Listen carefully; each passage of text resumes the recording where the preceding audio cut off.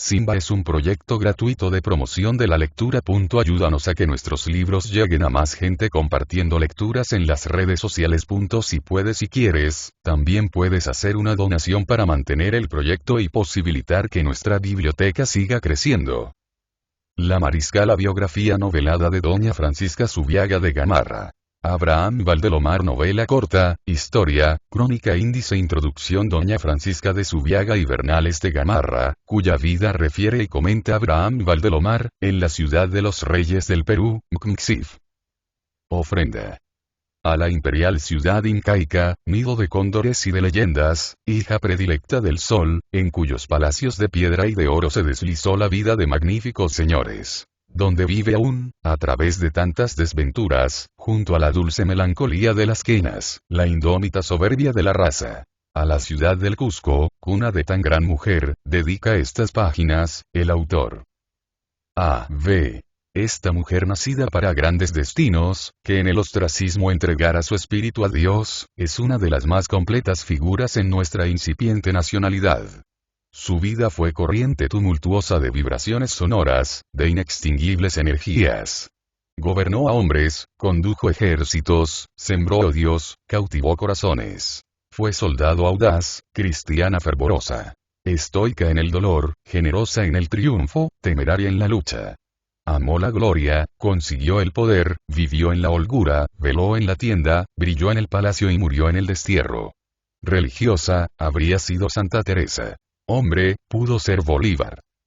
Qué vida más hermética, qué castidad más pura, qué alma más blanca que la suya en el convento. Qué fiereza más arrebatadora y valor más temerario, y corazón más fuerte que el suyo, atravesando Lima al frente de su ejército, bajo el fuego graneado de los orbegocistas.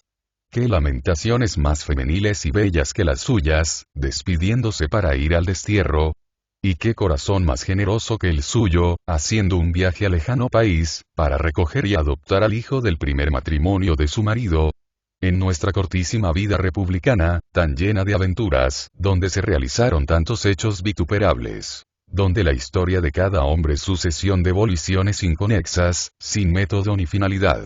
En nuestra historia gubernativa tan llena de desfallecimientos musulmanes y de violencias bárbaras, de caracteres tan desiguales, de tan ilógicos métodos, tan absurdas empresas, tan locos desvaríos. Historia, que parece inspirada por un Dios inconsciente y paradójico. Cuyas características han sido la ambición frenética, el lucro temerario, la tropical molicie, la acción prematura, la reflexión tardía y la desorientación mental. Brillan algunos espíritus grandes, y entre ellos el de esta mujer, raro ejemplo de voluntad y de constancia, cuyos actos eran concordes con un ideal definido, que no abandonó su fortuna a la casualidad, que nada realizó al azar y que fue consecuente con sus principios hasta en la hora definitiva de la muerte.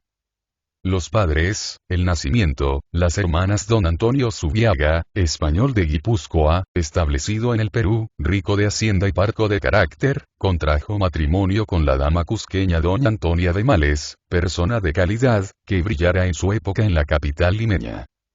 Viajaban, don Antonio y su mujer, camino al Cusco, cuando ésta fue sorprendida por los preliminares del alumbramiento y llegando del pueblo llamado Huancarayuanchibamba, del distrito de San Salvador de Oropesa, distante 5 leguas del Cusco, dio a luz una niña que fue bautizada en Oropesa, con el nombre de Francisca, teniendo por padrino a don Juan Pascual Laza, paisano del padre.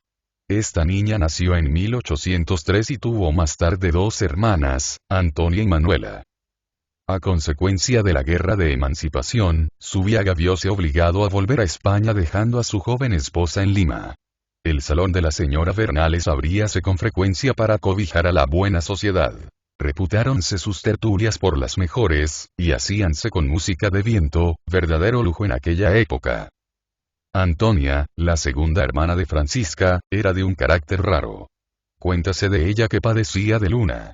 Dominante, irascible y altanera, las gentes de su casa la temían. Más tarde, cuando la niña se transformó en mujer y dueña del hogar, malgrado su misticismo, precisó su carácter altivo, orgulloso y hasta cruel. Cuenta uno de sus nietos que para castigar a los esclavos, hacíales amarrar desnudos junto a una escalera donde los azotaban tan fuertemente, que sus hijas, consternadas por las lamentaciones de los infelices, arrodillábanse ante la señora para implorar, llorando, que cesase el martirio, y a veces este era tan inquisitorial que, cuando los azotes volvían carne viva el cuerpo de los esclavos, hacíales frotar con neroniana fruición, sobre las llagas, una mezcla de sal y orines, desesperante. Bien es verdad, dice ingenuamente uno de sus nietos, que los criados le hacían cosas graves. Una vez, por ejemplo, dio uno de ellos en la rara manía de despreciar los alimentos y llenarse el estómago con tierra. La señora le hizo poner un bozal con candado que solo se abría a las horas de comer. Casó con un señor Rodríguez, y el tal debió ser de aquellos filósofos serenos, cuyo espíritu, lejos de torturarse ante las cosas irremediables, se conforta en la paz y la íntima contemplación. Espíritu cristiano, débil para contrarrestar el exaltado carácter de su mujer, concluyó por tenerla. Y si al principio osó discutir, pasado el año de matrimonio fue siervo complaciente de doña Antonia. Un grito de ella bastaba para definir en él un estado de alma. Por el más banal pecado de un esclavo estallaba una tempestad doméstica. Gritaba la ama, temblaban los criados, plañía el autor de la catástrofe, atado a la escalera, bajo el rebenque vengador, lamentábanse las chiquillas, una llama voraz invadía la mansión. El bien marido encerrábase en su alcoba, y socráticamente hacíase leer la muy loable vida de Fray Martín de Porres, lectura que hacíale un adolescente, Miguelito Iglesias, pupilo de ese matrimonio. Así, mientras el esclavo se retorcía con los ardores de la sal, él conseguía un poco de paz para su corazón de cristiano. El adolescente que leyera la vida de Fray Martín, fue más tarde el excelentísimo general don Miguel Iglesias, presidente del Perú. La menor hermana de doña Francisca fue doña Manuela, que con ser la flor más sensible del hogar de los Zubiaga, era digna hermana de la presidenta. Esta señora, que fue casada con don Pedro Salmón, administrador de la aduana del Callao, también dominó en su hogar como una reina, llegando a ejercer tal imperio sobre su cónyuge, que por las mañanas, al salir a misa, dejaba al marido encerrado y con llave, demorábase con frecuencia más de lo que es prudente en quien tiene en prisión a tan importante personaje, y el pobrecillo esperaba que la buena doña Manuela concluyera de conversar con las amigas y fuera a darle libertad. Esta Ángel de Salmón murió, dejando a su viuda de 60 años, la cual, según dicen, para distraerse del dolor de tan terrible pérdida, embarcóse para Europa. En París se recluyó voluntariamente en un convento de la Rue Leonie, del cual salió para marchar a Roma llevando un cofre con águilas de oro para el Santo Pastor del Vaticano. El Papa recibió amablemente el donativo, y gentes del Vaticano, a más de limosnas, le pidieron dinero para fundar una obra pía en el norte de África. Además, algunas onzas le costó conseguirse una zapatilla del Papa, un vaso de cristal y unos pedazos de pan de la mesa donde su santidad comía. Creyendo que no había cumplido aún con Dios, fuese a Palestina y Egipto. Visitó los santos lugares, e hizo largas y penosas jornadas a lomo de camello. Fue luego a Lourdes y de allí volvió directamente al Perú, trayendo consigo 20 o 30 cajones de botellas de agua de Lourdes. Esto dio lugar a que enteradas las gentes de Lima de que en poder de la señora existían tales benditos recuerdos, la importunasen diariamente con peticiones de la panacea. Refiere miembro de su familia que doña Manuela, cuya casa estaba en la calle de San José, tenía una criada zamba, llamada Fermina. Y que con frecuencia se realizaba este diálogo. Fermina. ¿Quién llama a la reja? Vienen a pedirle a su merced un poco de agua de Lourdes para un enfermo grave de la vecindad ¿y el enfermo qué clase de gente es? ¿Es gente de calidad? No, niña. Es un pobre del pueblo y dale agua corriente del caño. La fe es la que sirve y tales eran las hermanas de nuestra heroína. Los primeros años de doña Francisca pasaron en el Cusco. En medio de esa naturaleza espléndida, con el espectáculo perenne de un cielo pensativo y hondo, al calor de leyendas y relatos, oyendo las lamentaciones de la raza, esclavizada entonces, su espíritu fue modelándose taciturno y silencioso.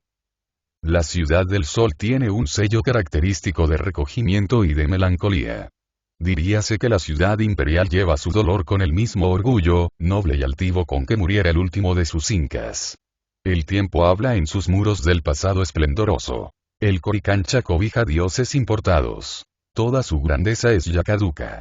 Sobre los palacios graníticos, los templos deslumbrantes y los jardines de oro, pasó asolador el vendaval de la conquista, y desde entonces todo el espíritu de la raza fue a vivir herméticamente en cada uno de sus hijos. Fue en este ambiente, entre los lirios que crecen sobre las minas del antiguo Perú, donde vivió esta rara flor, cuyas hondas meditaciones silenciosas interrumpiera tal vez la roja violencia del rayo, la monotonía de la lluvia y el ronco sonido trágico del granizo. Y la niña fue meditabunda, grave, recelosa, altiva, hostil a toda frivolidad. Zubiaga, su padre, desempeñaba un puesto de finanzas, y el gobierno real lo hizo trasladarse a Lima. Dejó el Cusco, fuese con su familia a la capital, y en llegando, Francisca comenzó a recibir la educación más cuidadosa y elevada, la mejor que podía darse en esos tiempos.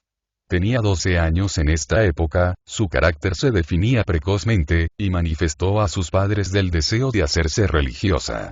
Ellos cedieron a la súplica y la niña ingresó al claustro. Allí dio pruebas del más acendrado misticismo. Parecía entonces en su verdadera ruta.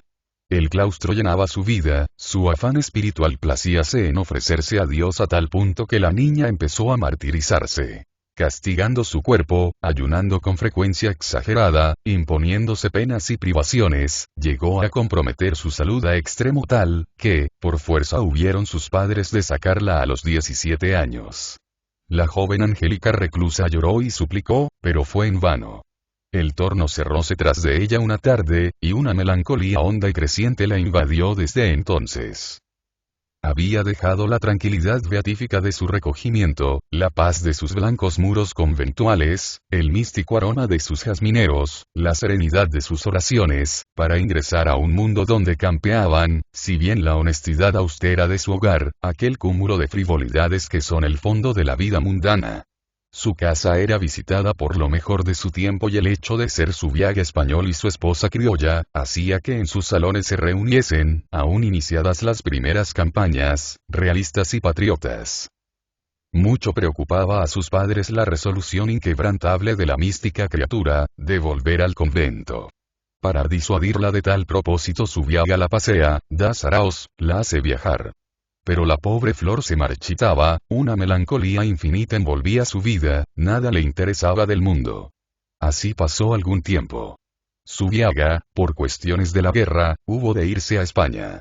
Francisca y su madre volvieron al Cusco. Fue entonces cuando comenzó a manifestarse la evolución que hacía tiempo iba operándose en el alma de la pensativa niña. Un día Francisca declaró a su madre que renunciaba al claustro. Alborozada la señora volvió con ella a Lima.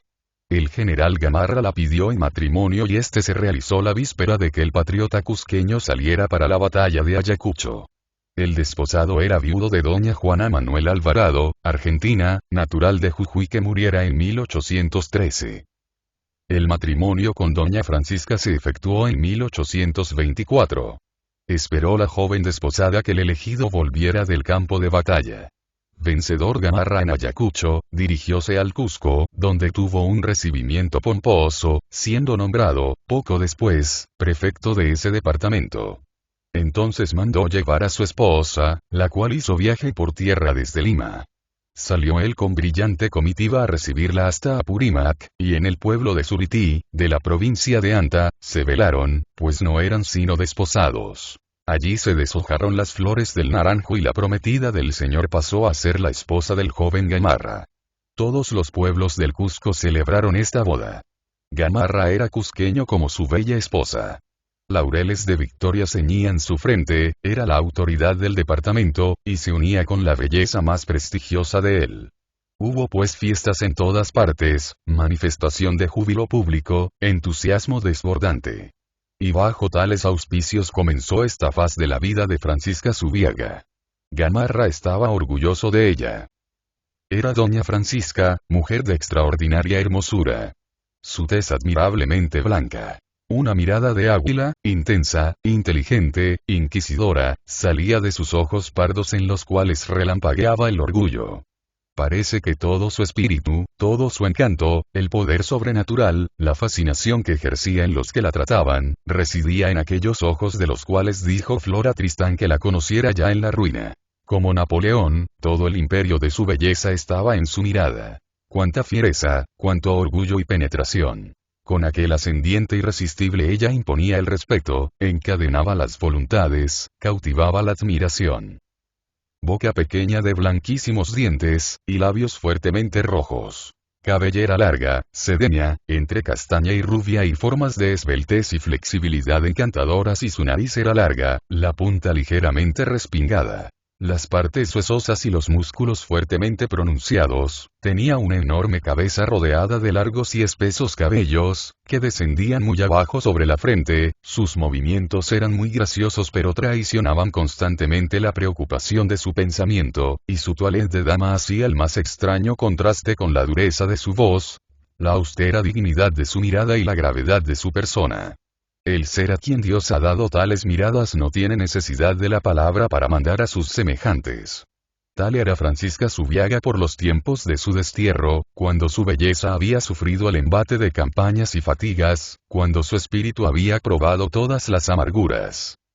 Don Antonio Zubiaga, su padre, volvió de España, encontrando a su hija casada. En grave aprieto viéronse sus parientes para darle tal nueva. Pero, después de rodeos, le manifestaron claramente que su hija se había desposado con el general Gamarra, un vencedor de Ayacucho, un gran patriota y... ¡Patriota! ¡Patriota! Exclamó el de Guipúzcoa, indignado.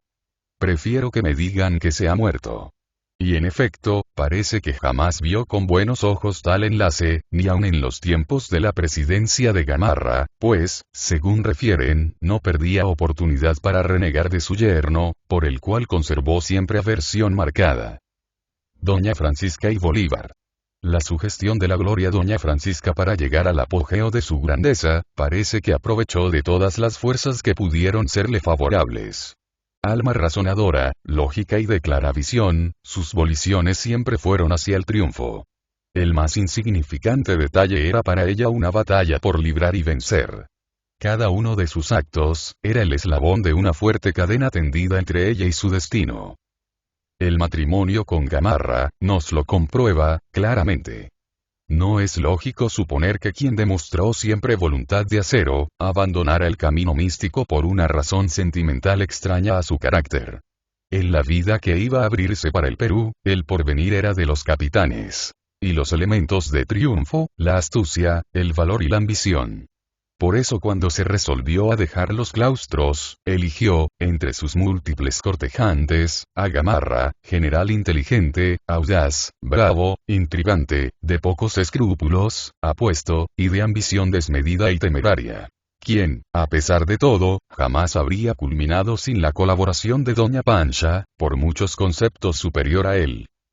Queriendo el libertador Simón Bolívar conocer la ciudad de los incas, y habiéndosele manifestado de ella el deseo vehemente de que hiciera tal, emprendió el viaje el héroe. Grandes y magníficas fueron las fiestas que se organizaron en el Cusco.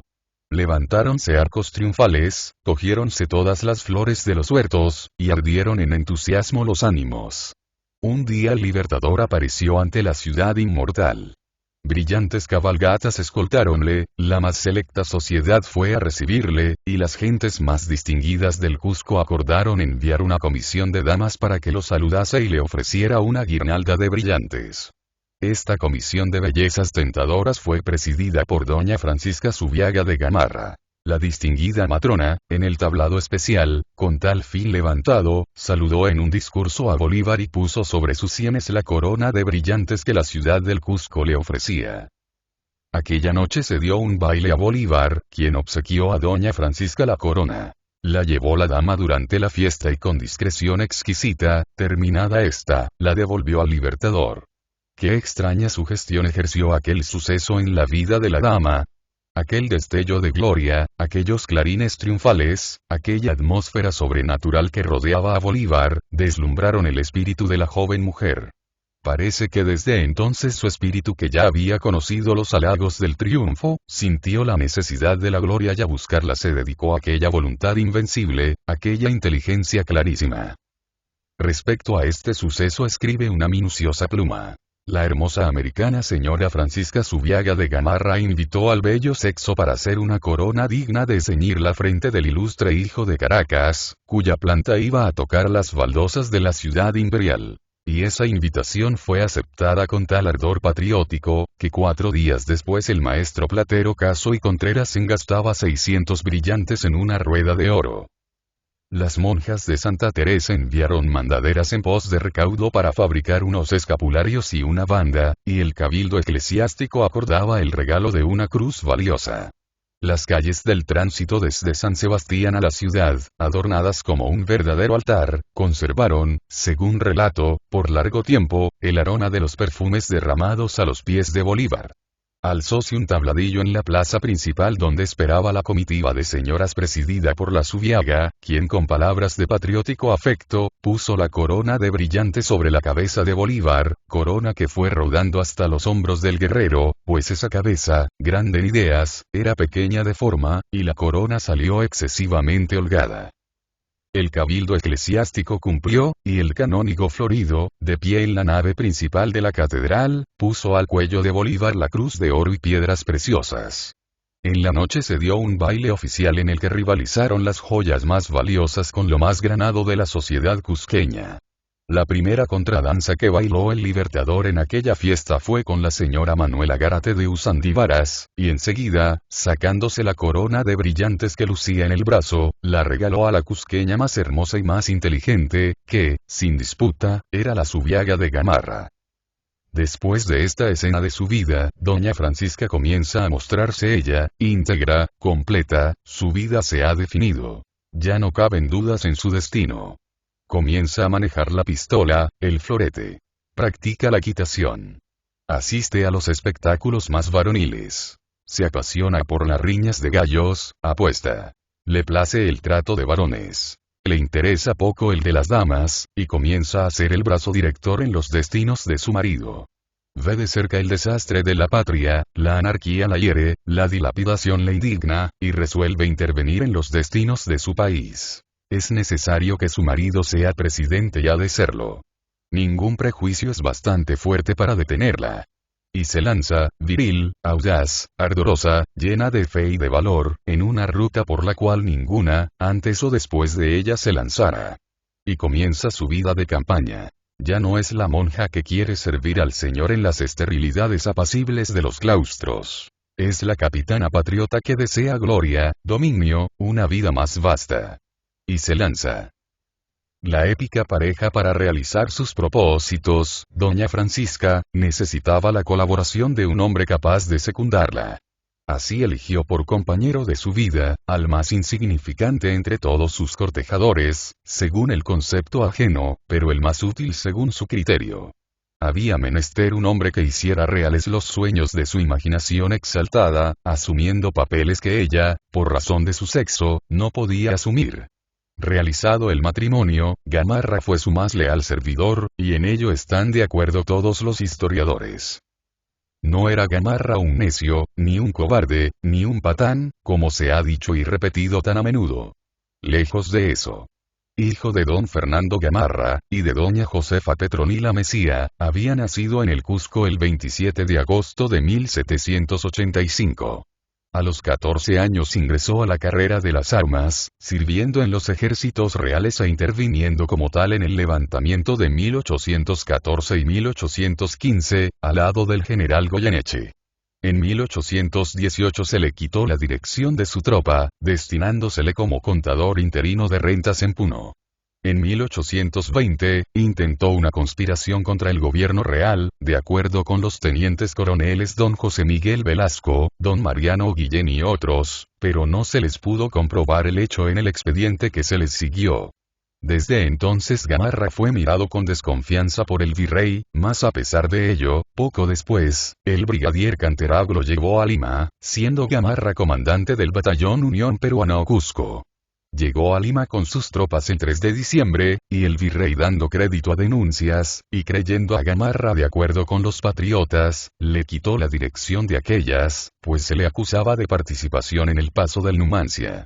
Y, para desagraviarlo le hizo su ayudante de campo, puesto que dejó para ponerse francamente al lado de los patriotas, presentándose el 20 de enero de 1820 en el cuartel de Guauradón de San Martín.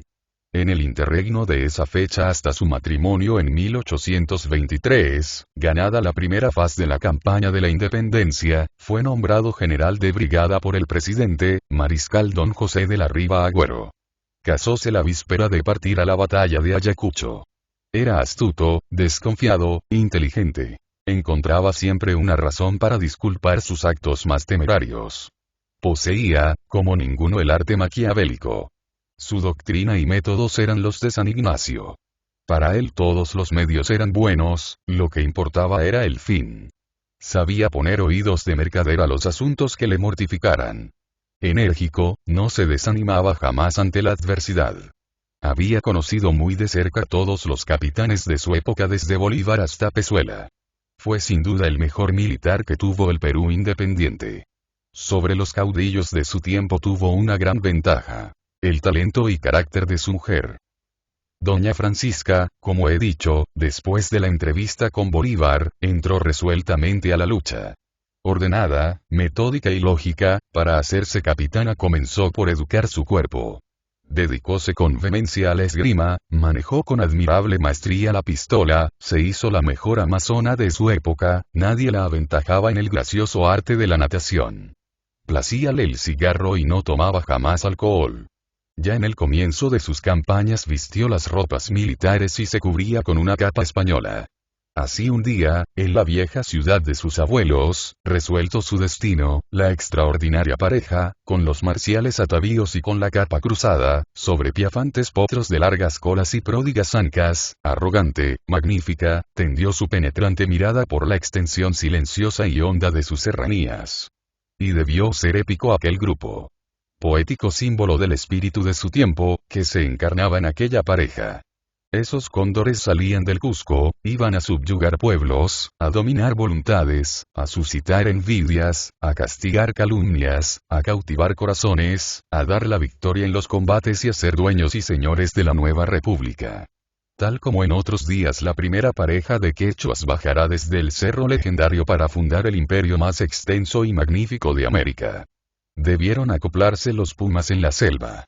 Y los cóndores deslizando en el azul sus enormes alas negras debieron girar inquietos, tejiendo fantásticas coronas sobre las cúpulas y los muros inmortales de la ciudad de piedra, mientras el sol, orgulloso de los nuevos hijos, brillaba regocijado en sus metálicos arreos.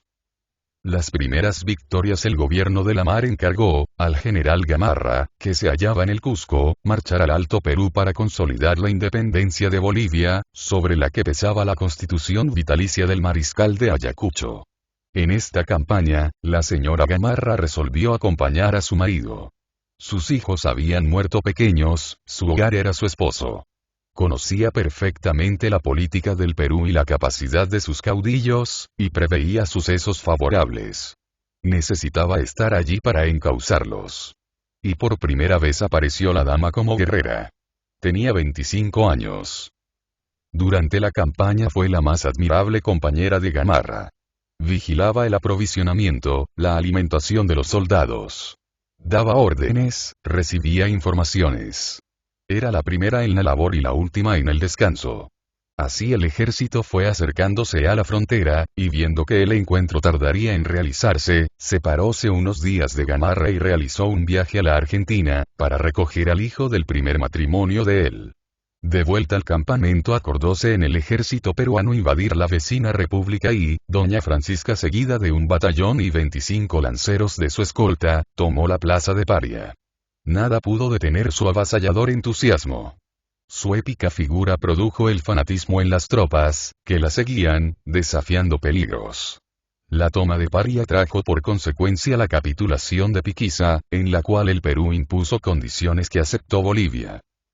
En ese tratado que se celebró el 6 de julio de 1828, entre don José María Pérez de Urdinia, general en jefe del ejército boliviano y encargado del mando de la República, y don Agustín Gamarra, general de división de los ejércitos de la República Peruana, y jefe del sur, se convenía en que saliesen de Bolivia los colombianos.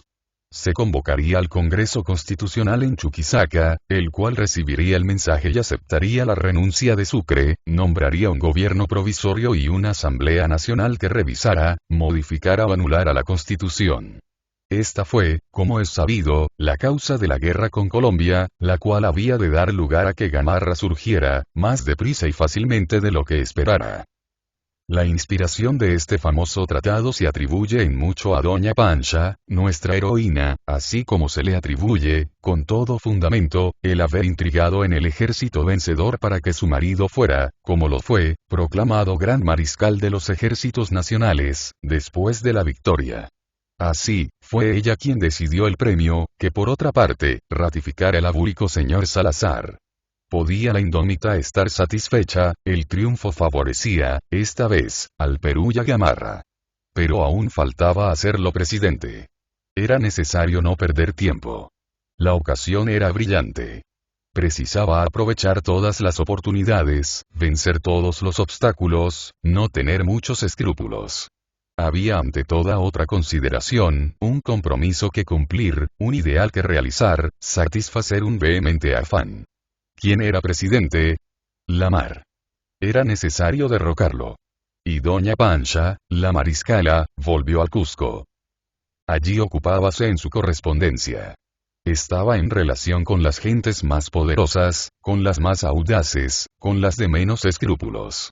La Fuente, Bermúdez, Elizalde, el Espuru, Tristán y todos los hombres que solo esperaban un instante para surgir a primera fila. Gamarra fue llamado al norte para defender el territorio contra Colombia.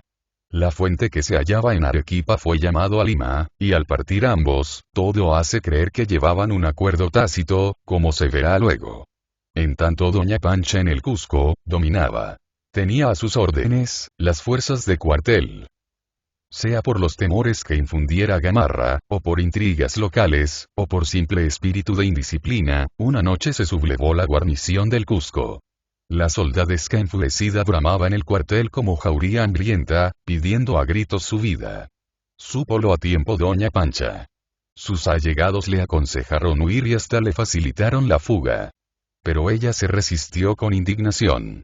Huir era una cobardía. Huir de los mismos soldados a quienes había llevado a la victoria. Y además, perder para siempre, tal vez, sus expectativas. Sería una caída vergonzosa.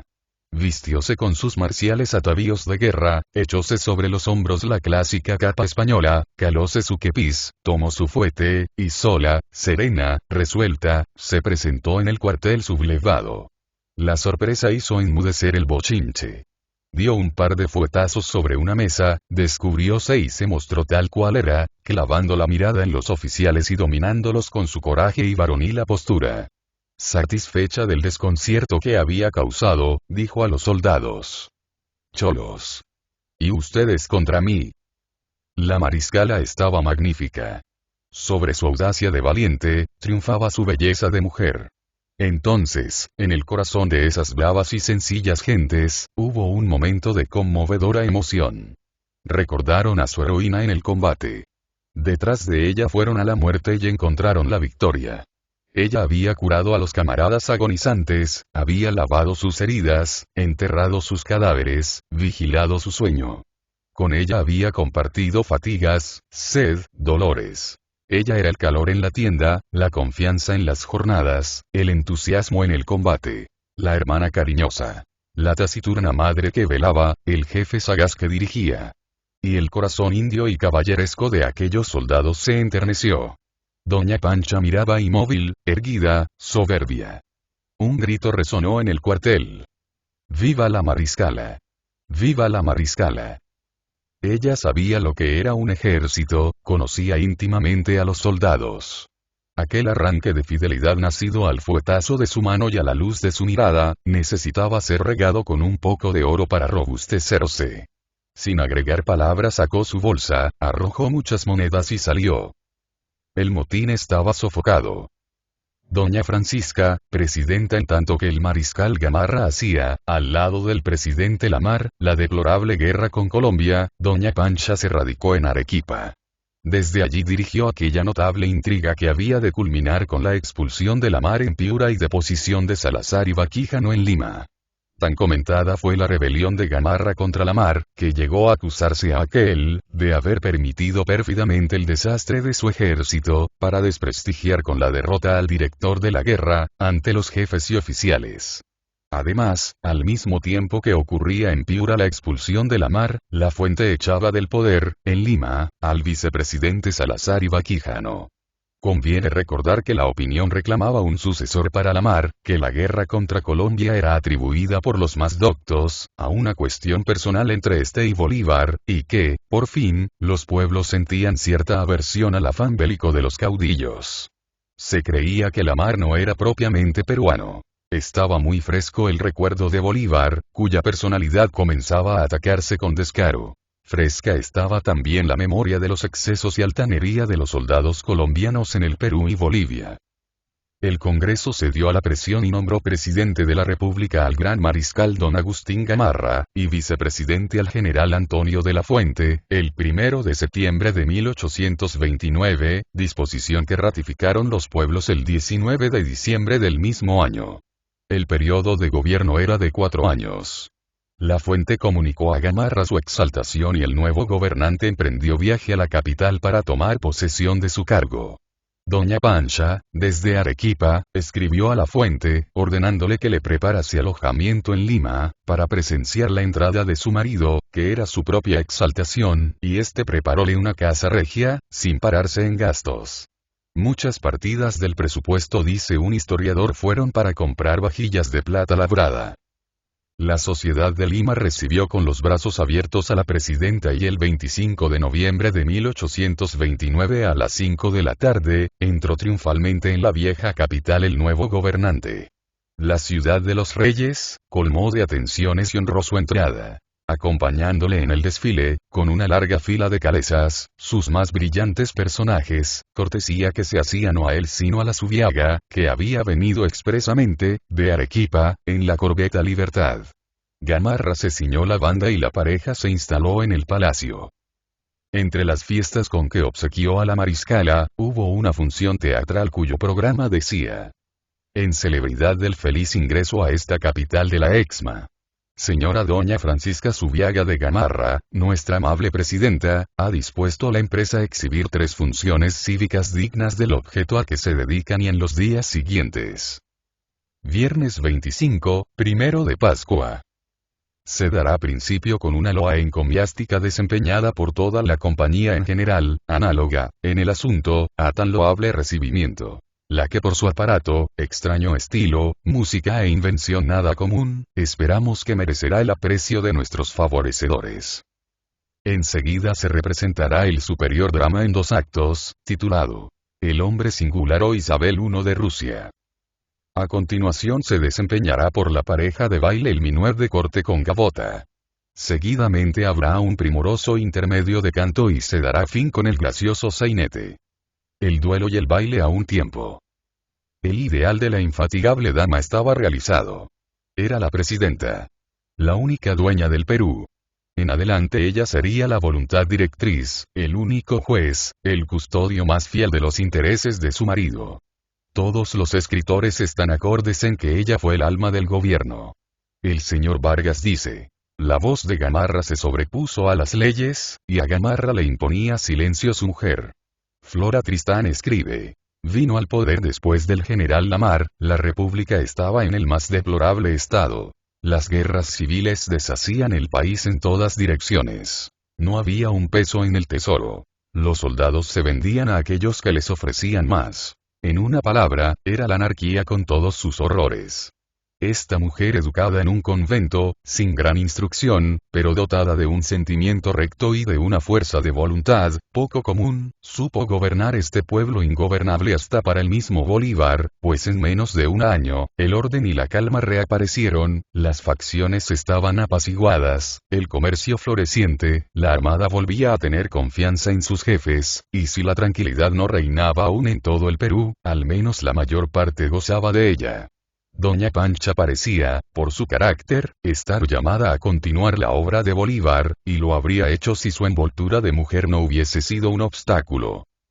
Doña Pancha agrega no tenía más deferencia por el Congreso, que Napoleón por su Senado conservador. Ella le enviaba con frecuencia notas de su puño y letra, sin hacerlas siquiera firmar por su marido.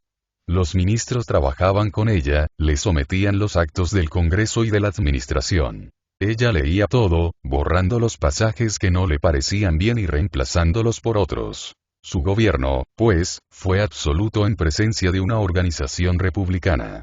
Había hecho grandes servicios, su amor al bien público inspiraba confianza, fundó un orden de cosas estable, hizo prosperar al Perú, y habría sido una reina si antes de afectar la suprema autoridad se hubiera dedicado a asegurarse para siempre en el poder. Una de sus raras virtudes era saber representar la comedia con oportunidad. Así como en el claustro supo ser la primera reclusa, y en el combate el primer soldado, así supo ser la dama distinguida de los salones palaciegos. El gasto anual del palacio ascendía a 38.476 pesos y lo explicaba la soberbia mesa de doña Francisca. Durante su residencia en él poníase todos los días un nuevo par de medias de seda y otro de zapatos de raso, que luego eran obsequiados a la servidumbre.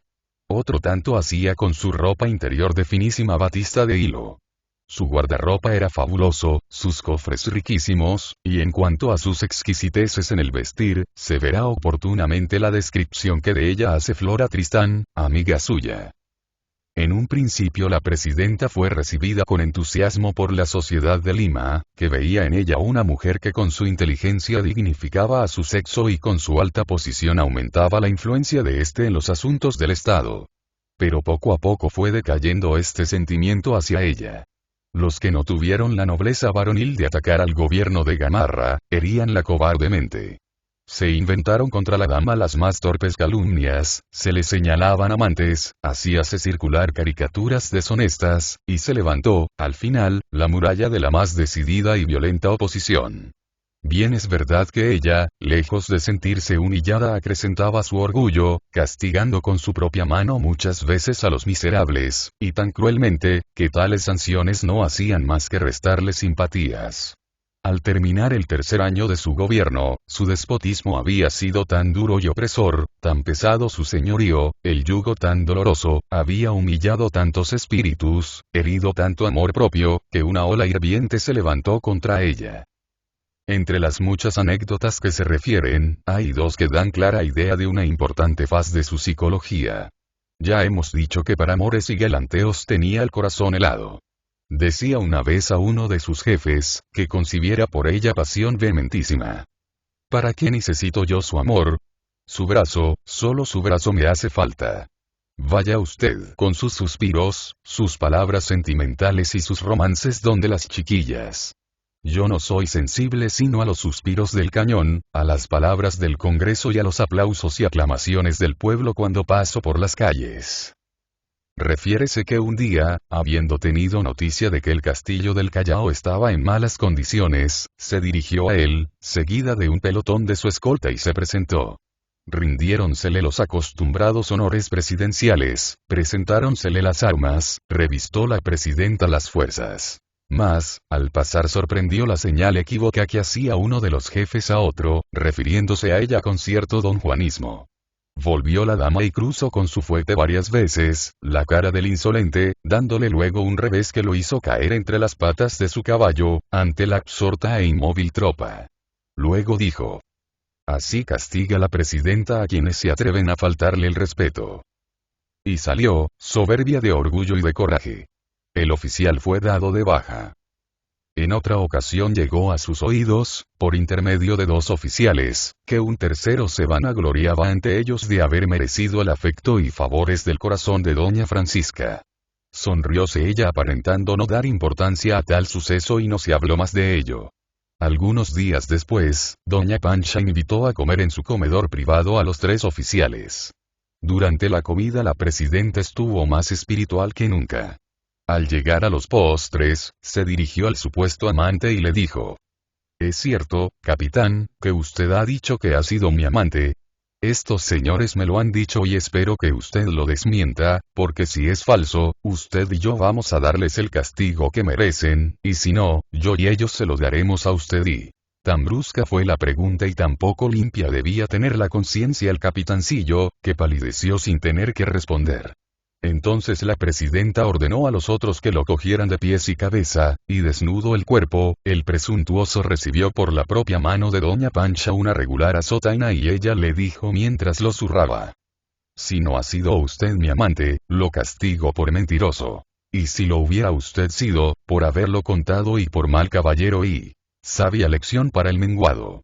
Mas si era dura y cruel con los malsines, era en cambio generosa y hasta pródiga con sus leales a todos los que, generalmente militares, supo recompensar con largueza. El vicepresidente Lafuente, derrotado por la mariscala de las 14 revoluciones que amenazaron la estabilidad de su gobierno, Gamarra vióse obligado 4 veces a resignar el poder y marchar a sofocarlas. Las 2 primeras veces le sucedió, desde el 26 de septiembre hasta el 9 de diciembre de 1829, y desde el 4 de septiembre de 1830 al 16 de abril del 31, el vicepresidente general Antonio Gutiérrez de la Fuente, que esta vez fue reemplazado por don Andrés Reyes, presidente del Senado. La tercera, don Manuel Tellería, desde el 28 de septiembre al 31 de octubre de 1832. La cuarta, Campo Redondo, desde el 25 de julio al 3 de noviembre de 1833. En la segunda ausencia de Gamarra, se realizaron graves sucesos en los que cupo toda acción y responsabilidad a la mariscala. Se trataba de una conspiración del Ejecutivo contra el Ejecutivo, único caso, tal vez, de la historia de América. La Fuente quiso aprovecharse la ausencia de Gamarra y su estancia en el Cusco, para repetir, seguramente, la poco brillante hazaña que realizara contra Salazar y Vaquijano, y, antes y en más vergonzosa manera, contra el presidente Riva Agüero. Doña Pancha lo conocía perfectamente, sabía cuán desleal, intrigante y ambicioso era La Fuente, puesto que había intrigado con él. Así pues, la mariscala resolvió no dejarse enredar en sus tramas y antes bien, deshacerse de tan peligroso personaje. Las disposiciones de la presidenta fueron sin duda algunas temerarias, pero eficaces. Del mismo manifiesto que escribiera La Fuente se desprende la verdad de los hechos, que pasaron en la forma que voy a relatar, tomando casi todo de la relación del mariscal La Fuente. Agonizaba agosto de 1830, cuando el presidente Gamarra fue noticiado de haber estallado una revolución en el Cusco. E inmediatamente hizo llamar al vicepresidente, a quien informó de los sucesos, en presencia de su esposa y varios jefes y oficiales. Inquietábanle mucho los enemigos que tenía en Lima y prueba de ello eran la excesiva vigilancia y las visitas nocturnas que hacía de noche a los cuarteles, acompañado de la mariscala.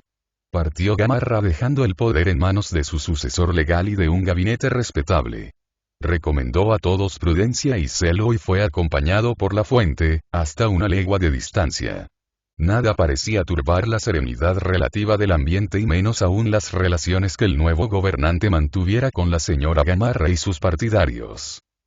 Pero he aquí, que al día siguiente de la marcha del jefe del Estado, fue detenida y abierta en presencia de doña Pancha, la correspondencia dirigida a La Fuente, de Arequipa. Fue al decir de este el coronel Escudero, el ejecutor de tan punible exceso. La Fuente protestó ante Gamarra, que no dio oídos a tal reclamo. En tanto, dice La Fuente, conocí que otra persona quería tomar parte en los negocios de la administración. Que le desagradaba la línea de conducta que yo me había propuesto, y que alucinada por las atenciones debidas a su sexo y a su rango, pretendía someter a su influjo las decisiones del gobierno. No pude plegarme a las complacencias que degradarían mi carácter como hombre público. Mas procuraba guardar la mejor armonía con esta señora y evitar que trascendiesen estos nuevos motivos de disgusto. Afirmaba La Fuente que la señora Gamarra no lo combatía por creerle desleal, sino por haber dado un decreto que destruía un negociado de harinas cuyos ocultos especuladores eran doña Pancha y el general don Juan Bautista Elespuru, prefecto de Lima, negociación que debía realizar un comerciante alemán Pfeiffer, el cual había monopolizado la existencia del precioso artículo que vendía a precio fabuloso, amparado por el decreto que prohibía la importación. La fuente derogó tal decreto y afirmaba, con pueril ingenuidad, que ese era el motivo por el cual se le creía conspirador y enemigo de Gamarra. Esparcieron, se dice, lo más absurdos rumores, sobre mis miras ocultas de contrariar los planes del general Gamarra. No hay un habitante de Lima que ignore las torpes maniobras de que se echó mano con este motivo. En fin, el desorden llegó hasta el extremo de obligarme a decretar la separación de la Junta Departamental, convertida ya en ciego instrumento de las intrigas de El Espuru y de su aliada. Mi tolerancia dio nuevas armas a mis enemigos. El Espuru empezó a atacarme del modo más grosero en los papeles públicos, valiéndose de la pluma del colombiano Ayala. Nadie más que yo respeta la libertad de imprenta. Pero en el caso presente, el abuso de la libertad de imprenta era parte integrante de la conspiración que se fraguaba contra mí en la prefectura. Convencido de que allí se escribían los artículos, se fomentaba el descontento público y se fraguaban las calumnias más atroces contra el gobierno, tomé un partido opuesto a mis sentimientos y a mis principios. Di un golpe de autoridad y Ayala salió del país. Todos estos chismes llegaban a mí por conducto del general y el mismo que después se alistó bajo la bandera de mis asesinos. Un día, refiere, sin mi consentimiento y sin el de ningún jefe, enviaron, doña Pancha y el Espuru, al Cusco a un oficial del batallón Cepita llevando pliegos. Súpelo. Llamé al coronel Guillén y, aunque merecía un castigo severo por haber suscrito a un acto tan inmoral, infringiendo las leyes de la disciplina, me limité a una simple reprensión. La señora indicada tuvo entonces una explicación conmigo, me confesó que ella era la única autora de tal exceso, intercedió por Guillén y respondí con suavidad y decoro a los cargos mujeriles que me hizo y procedían, como ella misma lo confesó, de las insinuaciones del general Salas. Al salir de esta hice venir a dicho general a mi presencia. Lo reconvine amargamente por su conducta pueril y logré avergonzarle en términos que, después de haberme referido de su sobrina, doña Pancha, hechos que nunca saldrán de mis labios, me suplicó encarecidamente que jamás lo pusiera en presencia de aquella señora. No se sabría, a través de estas confesiones de la fuente, qué condenar más, si su débil lógica o su malevolencia. Prueba de que no era leal para con Gamarra es que la conspiración se realizaba, que destituía a los partidarios de este, que hostilizaba en toda forma a los amigos del presidente, y que, por fin, negó a Gamarra el auxilio de tropas que le fuera solicitado. Sin embargo, poco después hacía una paz breve con doña Pancha. Dábale un banquete, que la presidenta correspondió. Pero la paz no podía alargarse demasiado. El coronel Vidal llegó a Lima, enviado del Cusco por el presidente, y bastó el hecho de que, como era lógico, se plegara al grupo de la presidenta para que la fuente lo tomara preso y lo echara de Lima. Entonces estalló doña Pancha, llamó a la fuente y le exigió con tono autoritario, el regreso del coronel Vidal a Lima, reclamándolo como individuo de su familia, por ser edecán de su marido. Sepa usted, la fuente agregó, que yo no tolero alcaldadas. Y reclamó tanto, dice, que no me sería posible referir la conversación que tuvimos sin comprometer el respeto que se debe al sexo y sin presentar en su triste desnudez los excesos a que conducen las pasiones. Así llegaron las cosas al 16 de abril de 1831 y para dar valor a nuestro relato, citaremos la descripción que hace de tan notable suceso, el historiador de Salaverry, Bilbao. Se creía que la fuente procuraba, en ausencia de Gamarra, hacerse presidente, al menos este fue el motivo aparente que se dio para llevar a efecto el atentado que produjo la caída del vicepresidente. Pero personas sensatas de hoy han demostrado lo contrario, haciendo ver que razones de una distinta especie fueron la verdadera causa, tal como el de haberse prohibido, por la autoridad a la esposa del mariscal Gamarra, el uso de un poder que creía tener, considerándose como la representante de su marido en lo político. La obstinada y justa oposición de la fuente a tan extraña pretensión, dio alas a la presidenta para forjar que el vicepresidente procuraba sublevarse contra Gamarra. Algunos hombres de la administración creyeron en la farsa, creyeron algunos militares, y animados por el espíritu varonil de la conspiradora, se resolvieron a derribar a la fuente. En efecto, la noche del 16 de abril cayó repentinamente una partida de tropa a la casa del vicepresidente preguntando por él.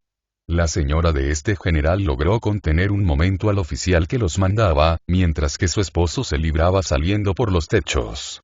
La partida rodeó la casa y al salir uno de los ayudantes por las azoteas, la tropa creyó que era la fuente y en el acto gritó: «Ahí va.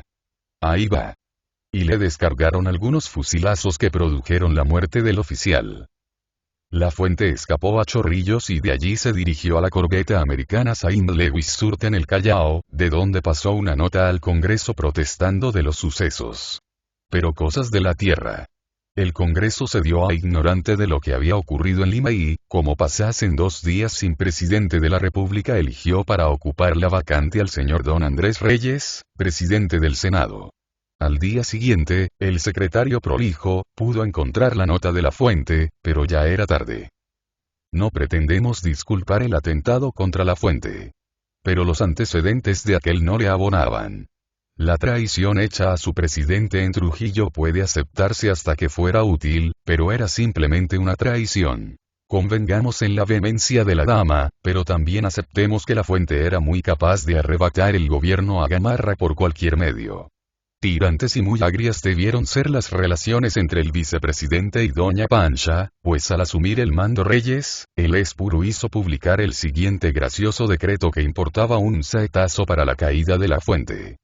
El ciudadano Juan Bautista El Espuru, general de los ejércitos nacionales, prefecto del departamento de Lima, etc., atendiendo. Primero a que la augusta asamblea se haya reunida conforme el voto general de los pueblos. Segundo que este día solemne debe celebrarse con las mayores muestras de regocijo. Tercero que ha coincidido con este fausto suceso haberse encargado, en cumplimiento de la ley, del mando supremo provisorio de la República, el excelentísimo señor presidente del Senado. Decreto. Primero en las noches de este día y de los siguientes los vecinos de esta capital iluminarán las puertas a la calle de sus respectivas pertenencias, y se tocará un repique general de campanas a la hora de costumbre. Segundo en los 3 predichos días se adornarán las habitaciones en la parte exterior con colgaduras y banderas de los colores de las repúblicas americanas, procurando la mejor y más vistosa perspectiva. Tercero se celebrará en la iglesia matriz una misa solemne en acción de gracias al Todopoderoso. Cuarto se representará en el Teatro de Comedias, 3 funciones de buen gusto en las que se proporcionará al público un sencillo entretenimiento. Imprímase, etc. J.B. El Espuru Mariano Antonio Ceballos. Convengamos en que la política, por aquellos días, si no era más elevada y trascendental que ahora, por lo menos era más interesante. Mandar que la capital se volviera un fandango con cohetes y música, repiques y colgaduras, por darle disgustos a un individuo, es cosa espiritual que no se ve muy a menudo. Y la jornada culminante salvando graves obstáculos, a través de innumerables vicisitudes, después de haberse alejado 4 veces del gobierno para batir a sus enemigos, llegó Gamarra los últimos días de su gobierno constitucional. Agonizaba el año 1833 y el mandato del presidente. El horizonte se poblaba de nubes sombrías y amenazadoras. Por una parte estaban Gamarra y sus partidarios el elemento militar y por otra el Congreso enaltecido con los nombres de Luna Pizarro, Vigil, Quirós y Mariátegui. Gamarra pretendía, si no quedarse en el poder, por lo menos tener un sucesor que salvando las apariencias conservase la preponderancia de sus elementos. La oposición, encabezada por Orbegoso, pretendía una sucesión nacional. Susurrábase un golpe de estado de los gamarristas. La oposición no se detenía en sus ataques donde campeaba al lado de la violencia y de la audacia, la perfidia. Más que con el presidente, se ensañaban contra su esposa. La calumnia imputaba los más horribles crímenes a doña Pancha. Amantes, latrocinios, asesinatos. Circulaban anónimamente, entre las sombras de la impunidad más villana, caricaturas y nobles. Esta misma oposición en las postrimerías del gobierno hicieron cabrear a los Gamarra.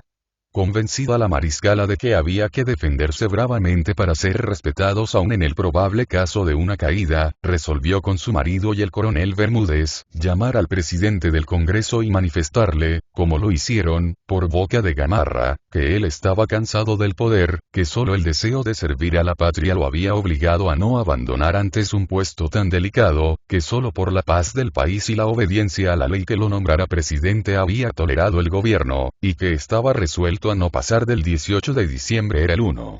que así lo haría saber a la nación, pasando con tal fin, una nota al Congreso. Así lo hizo efectivamente. La convención recibió la nota y con fecha 20 de diciembre nombró presidente provisional a don Luis José de Orbegoso, quien debía jurar al día siguiente. El nombramiento de Orbegoso fue un golpe para el gobierno que esperaba haber nombrado, como fruto de sus maquinaciones, a Bermúdez. Gamarra disponía del ejército aún fuera del poder, así pues, preparó el golpe de estado que debiendo estallar el 3 de enero, fue postergado, por delación, para el 4. El 3 debió ser amarrado Orbegoso en una función teatral dada en su honor, pero fracasado esto, el 4 en la mañana, un grupo del ejército disolvió brutalmente la Convención Nacional, los batallones se sublevaron y fue proclamado jefe supremo del Perú don Pedro Bermúdez. El flamante dictador era como un secretario de Gamarra y un juguetillo dúctil, aunque inepto, de doña Pancha. Orbegoso, que se hallaba en el palacio, salvó su gobierno por un golpe de valor y sangre fría. Los castillos del Callao estaban a las órdenes del coronel Vargas, gamarrista, que debía rechazar su autoridad reconociendo a Bermúdez.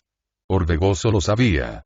Mandó a llamarlo y, ya en el palacio, le dijo que necesitaba su compañía para ir a una empresa importante. Vargas, sin peligro de ser descubierto, no podía negarse a la petición del jefe del Estado y lo acompañó.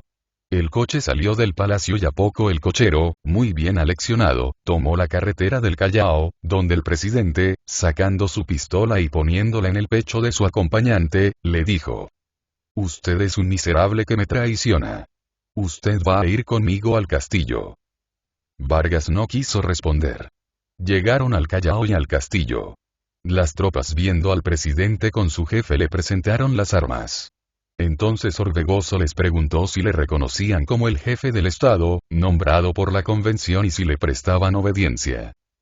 «¡Viva el general Orbegoso!». Tal fue la respuesta unánime. Vargas había fracasado. El presidente le dijo: «Este es el castigo que su traición merece. Vaya usted ahora a juntarse con los miserables revolucionarios». Y agregó a la tropa: «Si hay alguno en las filas que no desee servir al lado mío, puede salir. Le doy mi palabra de honor que lo dejaré en libertad». Nadie respondió. Ya Orbegoso era dueño del Callao, pero Gamarra, Bermúdez y la Mariscala eran dueños de Lima. La dictadura estaba en plena floración, y el 8 de enero se puso sitio al Callao por las fuerzas del dictador. El golpe de Estado produjo en Lima sensación honda y un rechazo franco en la opinión.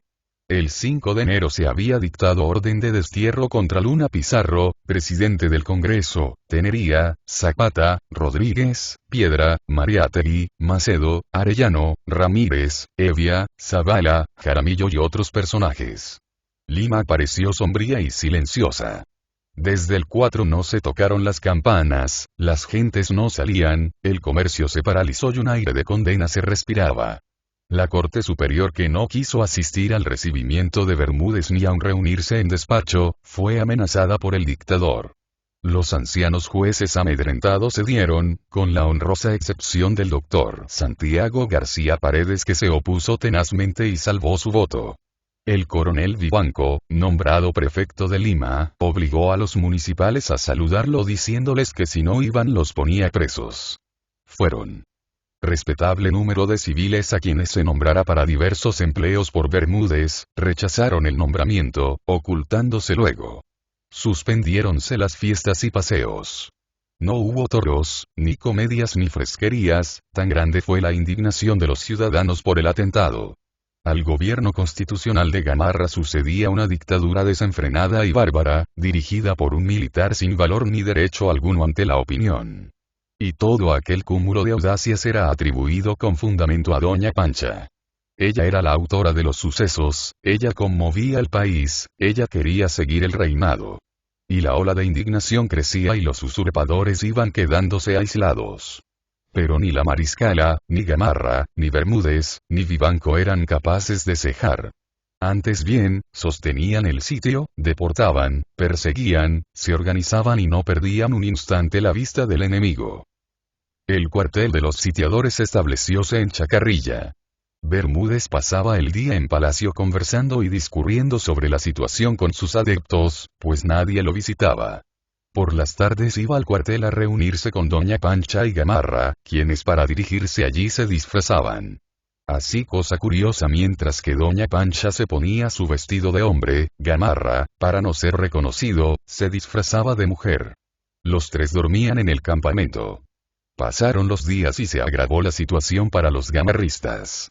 Los soldados desertaban y se pasaban a Orbegoso, la oposición rugía en Lima, el sitio era roto a cada instante. El 24 de enero llegó a Lima la proclama del general Nieto lanzada en Arequipa incitando a los pueblos contra Gamarra y Bermúdez.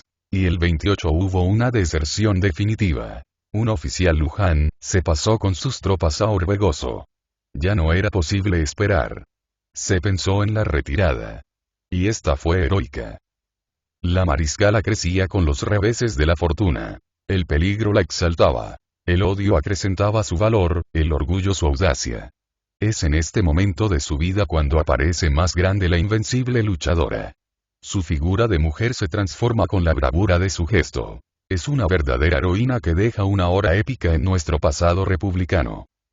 Tal vez no hay en la historia de nuestras luchas íntimas, un gesto más heroico, ni más poético, ni más hermoso. La figura de aquella mujer extraordinaria que envuelta en su gran capa, después de las fatigas de una larga campaña, lleva a sus soldados bajo el fuego enemigo, que pasa ante la muerte desafiándola y asombrándola con el cañón de su pistola, que ordena, corre, se agita, ataca, mata, se defiende, pasa por la boca del infierno y aún sostiene un combate para salvar sus provisiones militares, impresiona, conmueve y entusiasma. Aquella hora épica es digna de divulgarse con clarines de victoria. ¿Qué importaba haber perdido un trono si quien tales hazañas realizaba era capaz de recuperarlo? No hay en estos tiempos figura más brillante y compleja, más legendaria y original, más gloriosa, más íntegra. Esa mujer era digna de un trono. Debió perdurar, sobre todo cuando entre los hombres que la sucedieron no hubo muchos que usaran con más tino la autoridad absoluta que la presidenta. La retirada debía hacerse a la sierra. La capital estaba perdida, pues el pueblo esperaba minutos para atacar. Y era necesario pasar por Lima, no solo por ser la única retirada, sino para proteger, librando un combate, la salida del parque que aún poseían. Al saber el pueblo que el sitio se levantaba y que los gamarristas iban a retirarse, se dirigió a la plaza de armas en franca actitud de desafío. Se le dispersó a balazos. Ocultóse breves instantes para sacar armas, y a poco volvió batiéndose bravamente. En medio de esta confusión general, los disparos se sucedían ensordecedores, caían los heridos, yacían no pocos cadáveres en la plaza y el ejército sitiador se acercaba. Todo el pueblo se preparó a la batalla. Como a las 8 de la noche llegaron Bermúdez, Doña Pancha y Gamarra, a la cabeza de 550 hombres, entre infantes y jinetes, sosteniendo un fuego graneado de todas partes. Torres, balcones, puertas y ventanas vomitaban fuego contra ellos, que lo devolvían. Así llegó el ejército de Gamarra a la plaza de Lima, donde se distribuyó sosteniendo combate para proteger la salida de sus cargas, hasta las 12:30 de la noche en que no pudieron resistirse más pues los sitiados del Callao llegaron. Salió entonces Doña Pancha a la cabeza de sus tropas en medio del combate y abandonó la capital con los suyos. Poco después entraba Orbegoso. El combate duró en Lima desde las 4 de la tarde hasta las 12:30 de la noche. En su retirada, iba a la cabeza de las tropas, entre Bermúdez y el coronel Vivanco, la mariscala, y al abandonar la capital, una bala dirigida al grupo, hirió a Vivanco en el brazo. Doña Pancha iba con sus trajes de campaña, con gorra militar y capa de grana bordada de oro. Gamarra se les reunió en Tarma, allí dejó a Bermúdez a la cabeza del ejército y partió con su esposa hacia el Cusco. Todavía quedaba por librarse una gran batalla, la definitiva para la brava mariscala. El último reducto, Arequipa, la salida de la mariscala, Gamarra y el ejército que les fuera fiel, produjo grande entusiasmo en la capital. Los periódicos que durante la revolución dejaran de salir, circulaban ahora, multiplicados, y se ensañaban contra los caídos. Muchas de las gentes que adularon a la presidenta se convertían en los más acerbos enemigos. Pero, abandonada Lima por Gamarra, no todo estaba perdido. Quedaban auxiliares poderosos, que manejados con prudencia, podían resistir en el sur. En el Cusco se supo la proclamación de Bermúdez el 16 de enero y ese mismo día, el prefecto Bujanda, fiel servidor y amigo de los Gamarra, hizo reunir a un grupo notable de ciudadanos que firmaron un acta comprometiéndose a sostener a Bermúdez.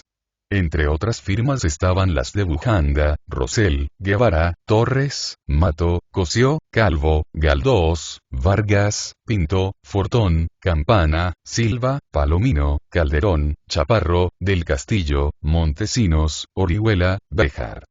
En Arequipa Nieto se opuso abiertamente a secundar a Bermúdez, y venció la resistencia del general Salas.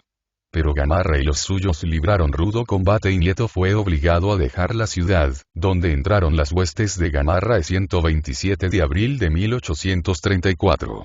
Iban con él Bermúdez, Doña Pancha, Escudero y todo el Estado Mayor de la Revolución. La estancia en Arequipa era insostenible. En tanto que Gamarra iba hasta Arica en persecución de Nieto, su ejército cometía en la bella y viril ciudad, toda clase de excesos. Se impuso a los habitantes una extraordinaria contribución. Se aprendía a los ciudadanos por la más leve sospecha. Nadie se atrevía a transitar por la ciudad desolada. La indignación del pueblo germinaba esperando solo una oportunidad para manifestarse. La soldadesca atropellaba a las gentes pacíficas por causas fútiles, y a tal extremo, que comenzaron las más crueles represalias. Los militares de Gamarra no podían ir solos por la campiña sin ser asaltados y muertos por los labriegos. Un soldado fue muerto de una cuchillada por un fraile de quien exigía a viva fuerza, 2 reales. Un descontento general invadía todo el territorio ocupado por los gamarristas, y se deseaba con ansia el triunfo de Orbegoso. Por las calles, en el momento álgido de esta temeraria imposición, llegaron a oírse los gritos amenazadores y audaces. ¡Viva Nieto! ¡Viva Orbegoso!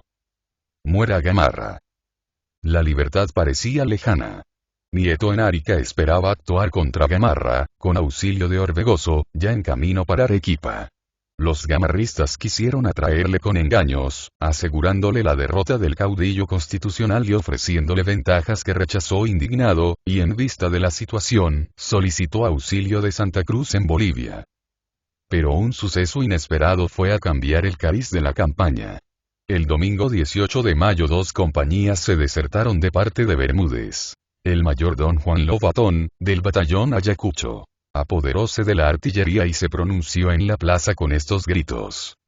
¡Viva Orbegoso! ¡Viva Nieto! ¡Viva la ley! El pueblo odiaba a los soldados. El ejército era el foco de las más viles pasiones y aunque traiciones y deslealtades eran moneda corriente, el pueblo no creyó en la sinceridad de tal pronunciamiento. Lo tomó como una estratagema que hacían los gamarristas para tener un pretexto y poder fusilar o deshacerse de sus enemigos.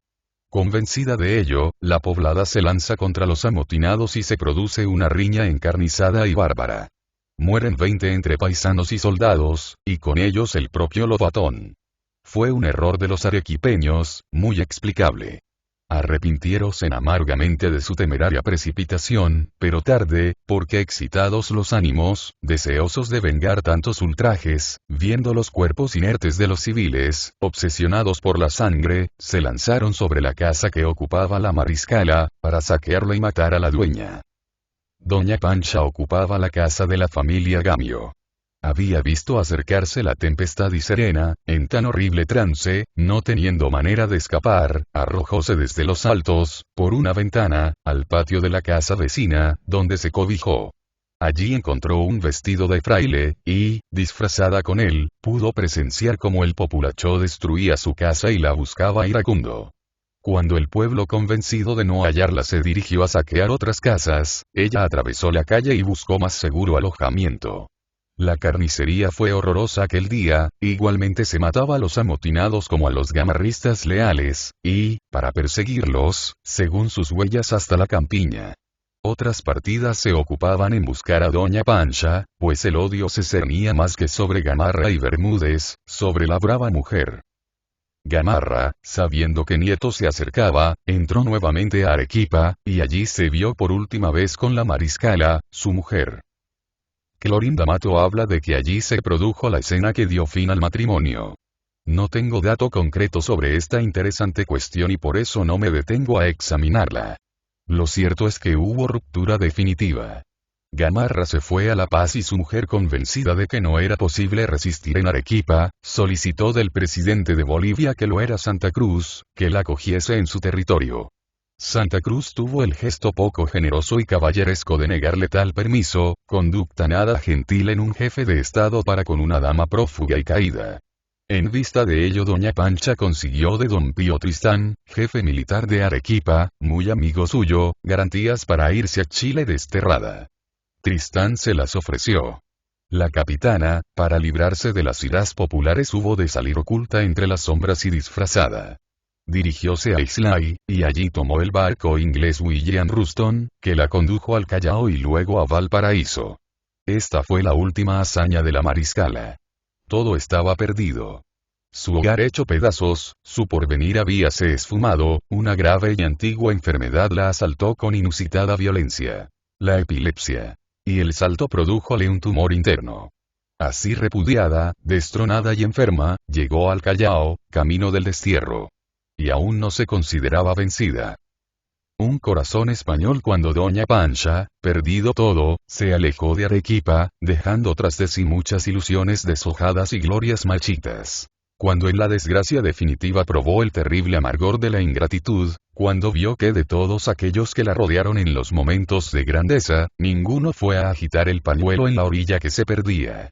En medio de su dolor sereno, encontró a su lado un espíritu noble, el generoso corazón de un español, que le había dedicado gran parte de su vida, su inteligencia, su acción. Era el coronel don Bernardo Escudero. Los dos iban a comer el pan en un país extraño. ¿Quién era Escudero? ¿Qué papel jugaba este caballero español en nuestras luchas civiles? ¿Qué amistad tan íntima, qué servicios tan útiles le hicieron acreedor a la confianza de la presidenta, de quien era confidente y secretario?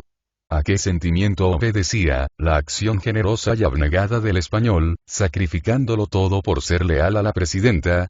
Nosotros apuntaremos los datos recogidos. Juzgue el lector.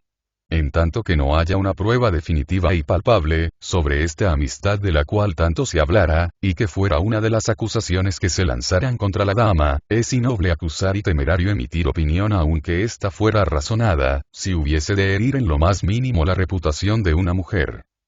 Escudero era español, uno de estos tipos peninsulares en los que el espíritu de aventura de los antiguos capitanes renacía vehemente y cálido. Como Cervantes, manejaba la espada con igual maestría que la pluma. Como Don Quijote iba a reñidas campañas por el amor intangible de su amada. Placíanle las femeniles lides como a Quevedo. Era apuesto y valiente como Don Juan. Amó la aventura y el peligro como Pizarro. Y supo ser generoso y abnegado, como buen español. Periodista, soldado, músico, comerciante. Cuando no redactaba en la tienda las órdenes de la presidenta, o se batía al lado de ella en el combate, cantaba seguidillas con la guitarra, en el campamento. Era, dice un historiador instruido, caballeroso, despierto. Apto para la guerra como para la paz. Alegre y de rica fantasía, tenía una conversación llena de amenidad, que unida a su buena presencia y modales finos, le atraían el afecto de los hombres y el amor de las mujeres. Y Flora Tristán. Este hombre extraordinario era el secretario, el amigo, el consejero de la señora Gamarra. Desde hacía 3 años ocupaba cerca de esta reina una posición de intimidad, objeto de la envidia de una multitud de rivales. Él estaba dedicado a su causa, escribía para hacer prevalecer sus planes y rechazar los frecuentes ataques dirigidos contra ella. Combatía bajo sus órdenes, la acompañaba en sus aventuras azarosas y no retrocedía jamás ante las empresas audaces concebidas por el genio de esta mujer y su ambición napoleónica. Ligado el coronel Escudero a doña Pancha, la siguió con la misma lealtad en sus glorias y en sus desgracias, y solo se separó de ella, cuando como se verá, Dios recogió en su seno a la heroína. Flora Tristán refiere una conversación que tuvo con Escudero en Arequipa poco antes de la caída, y las opiniones que éste le diera sobre la presidenta. Por ella se juzgará del carácter y modo de pensar de ambos. La señora Gamarra dice Escudero que es una mujer de gran mérito, trabaja, ante todo, por consolidar el poder en sus manos. Su ambición viene constantemente a desbaratar mis planes de bienestar general. Mas, devoto a su servicio, yo estoy obligado siempre a luchar contra mí mismo. Yo he oído decir que usted tiene mucho ascendiente sobre esta señora.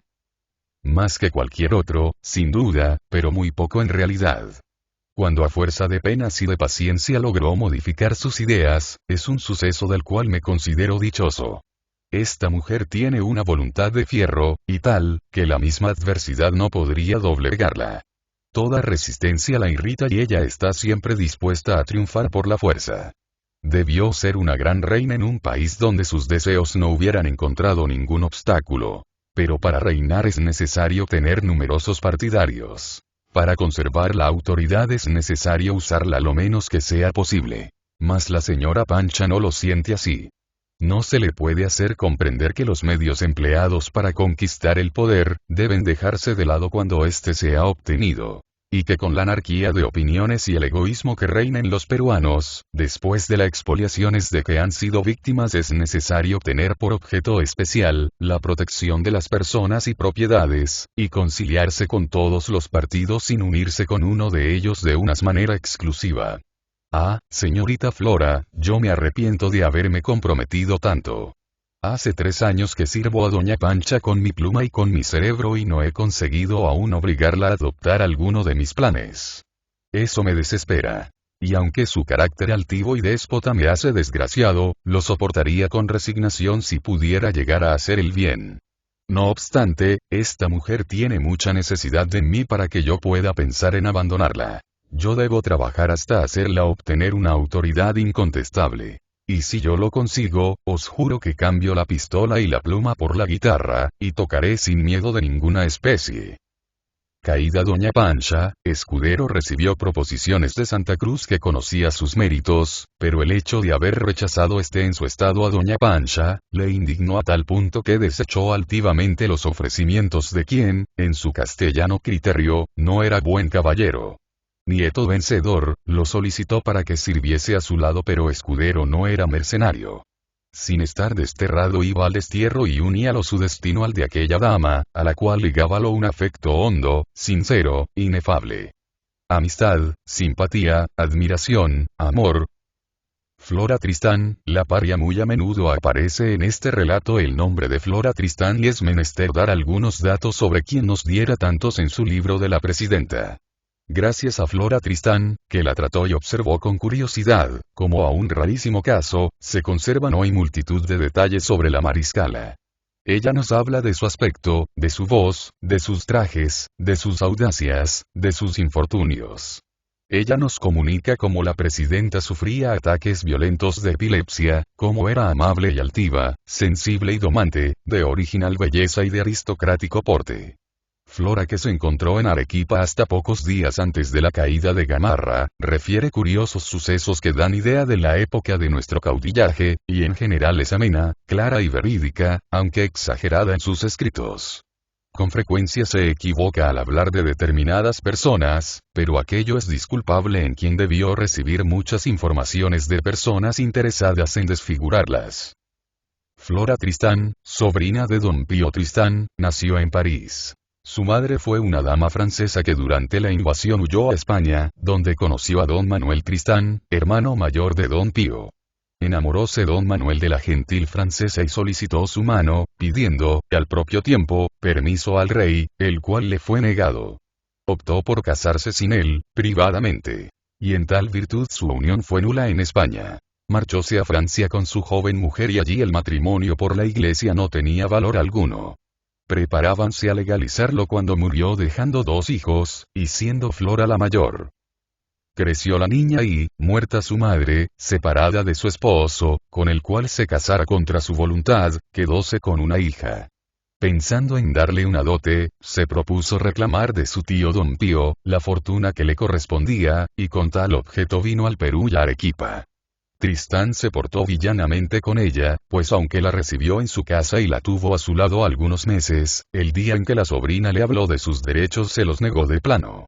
Flora se indignó, tratólo duramente y abandonó la casa de su tío para volverse a Europa. En Arequipa conoció a Escudero y a muchos hombres de la época. De allí pasó a Lima donde tuvo amistad con las más distinguidas gentes de su tiempo, y volvió luego a París a reunirse con su hija que era aún muy niña. Tenía Flora un gran talento, cultura sólida, exquisita sensibilidad. Venía al Perú desde París, y aunque el cambio fuera brusco, le gustó su patria, y apuntó los más insignificantes detalles de su viaje. Vuelta a Francia, publicó su libro Peregrinations d'une Paria, en 2 tomos.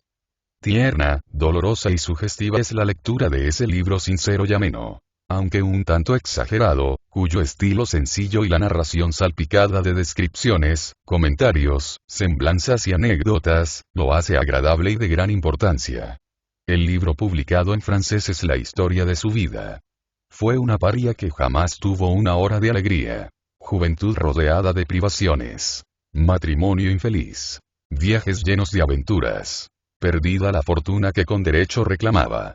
Fue sin embargo un gran carácter y una férrea voluntad. Doña Pancha, que había llegado a saber de ella por Escudero, deseaba conocerla con vehemencia. En Arequipa no pudo realizarse la entrevista pues Flora salió para Lima la víspera que llegara Doña Pancha con su marido, y, como veremos, se realizó poco después.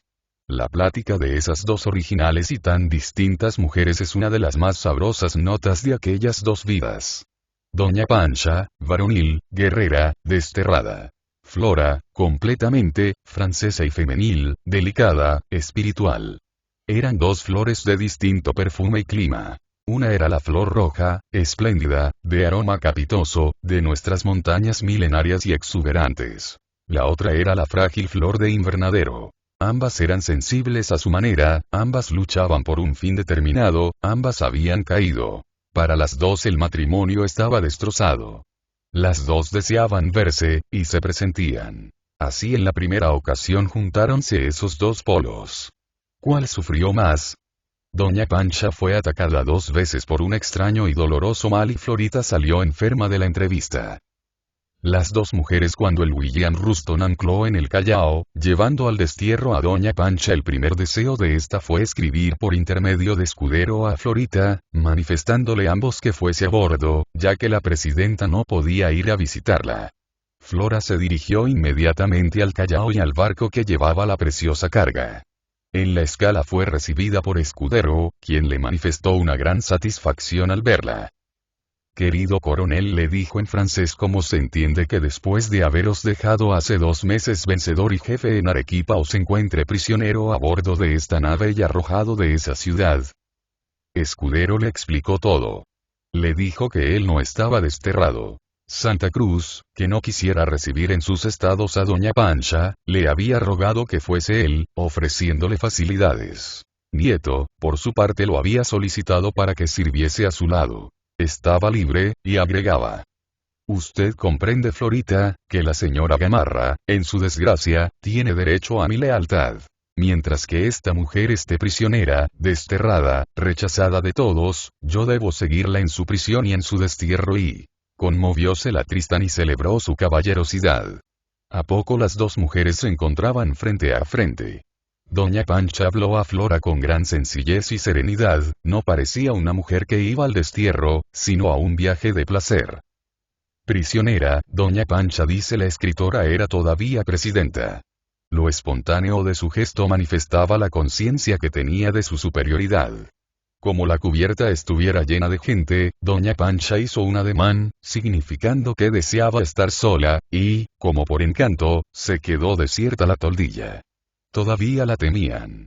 He aquí como relata la francesita los preliminares de la entrevista. Ella me examinaba con una gran atención y yo la miraba con no menos interés.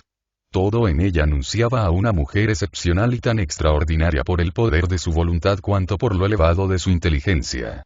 Tendría 34 o 36 años, era de mediana talla y fuertemente constituida, a pesar de haber sido muy delgada. Su figura, ante las reglas con las cuales se pretende medir la belleza, no era en verdad bella, pero juzgando por el efecto que producía en todo el mundo, sobrepasaba la mejor belleza. Como Napoleón, todo el imperio de su belleza estaba en su mirada. Cuánta fiereza, cuánto orgullo y penetración. Con aquel ascendiente irresistible, ella imponía el respeto, encadenaba las voluntades, cautivaba la admiración. Su voz tenía un sonido sordo, duro, imperativo. Hablaba de manera brusca. Tenía un traje en gros de la India, color ave del paraíso y bordado en seda blanca. Bajos de seda rosa de la más grande riqueza y zapatos de satín blanco. Un gran chal de crepé de China bordado de blanco, el más bello que yo he visto en Lima y que caía negligentemente en sus espaldas. Tenía sortijas en todos los dedos, aretes de diamantes, un collar de perlas finas de la más gran belleza, y debajo, pendiendo, un escapulario pequeñito, sucio y muy usado. Viendo la sorpresa que yo experimentaba examinándola, ella me dijo con tono brusco: estoy segura, que usted, cuyo vestido es tan sencillo, me encontrará bien ridícula en mi grotesco vestir, pero yo pienso que habiéndome ya juzgado, ha de comprender que estos vestidos no son para mí. Usted ve allí a mi hermana tan gentil, la pobre niña no sabe sino llorar. Ha sido ella la que me ha traído la ropa esta mañana. Me ha suplicado que me la ponga y he accedido por no disgustarla ni a ella ni a mi madre. Estas buenas criaturas se imaginan que mi fortuna podría rehacerse si yo quisiera ponerme trajes venidos de Europa. Cediendo a sus instancias me he puesto esta ropa entre la cual estoy fastidiada, estos bajos son fríos para mis piernas, y este gran chal me parece que se fuera a quemar o a ensuciar con la ceniza de mi cigarro. Yo amo los vestidos cómodos para montar a caballo, soportar las fatigas de una campaña, visitar los campamentos, los cuarteles, los buques. Esos son los únicos que me convienen. Hace tiempo que recorro el Perú en todas direcciones, vestida con un largo pantalón de gruesa tela fabricado en el Cusco, mi ciudad natal, con una amplia chaqueta de la misma tela bordada en oro y con botas de espuelas de oro. El oro me gusta, es el más bello adorno del peruano, es metal precioso al cual mi país debe su reputación.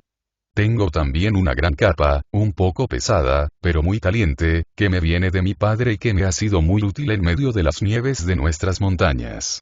Usted admira mis cabellos, agrega esta mujer de mirada águila querida Florita, en la carrera donde me ha conducido mi audacia, la fuerza muscular, ha sido menos fuerte que mi valor. Mi posición ha estado muchas veces comprometida.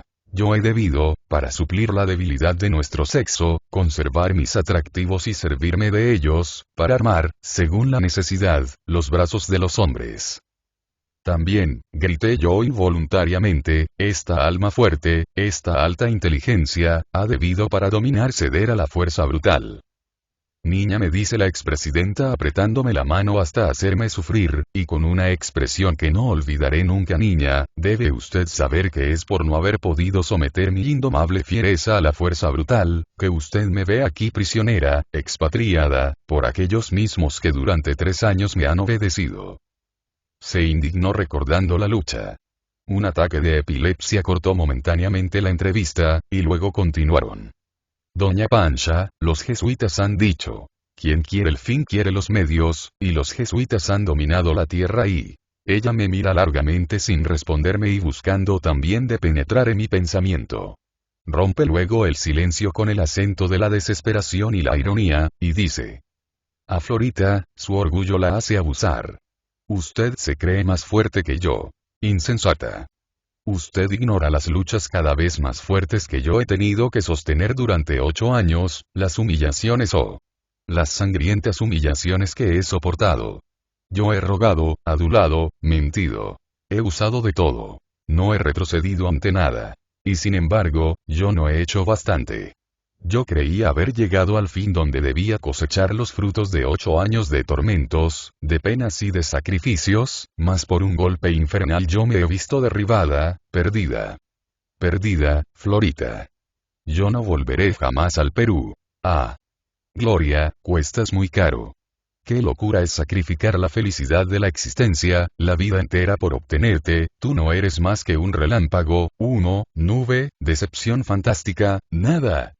Y sin embargo, Florita, el día que yo haya perdido toda esperanza de vivir, envuelta en esta nube, en este humo, aquel día ya no habrá sol para alumbrarme ni aire para que mi pecho respire y moriré.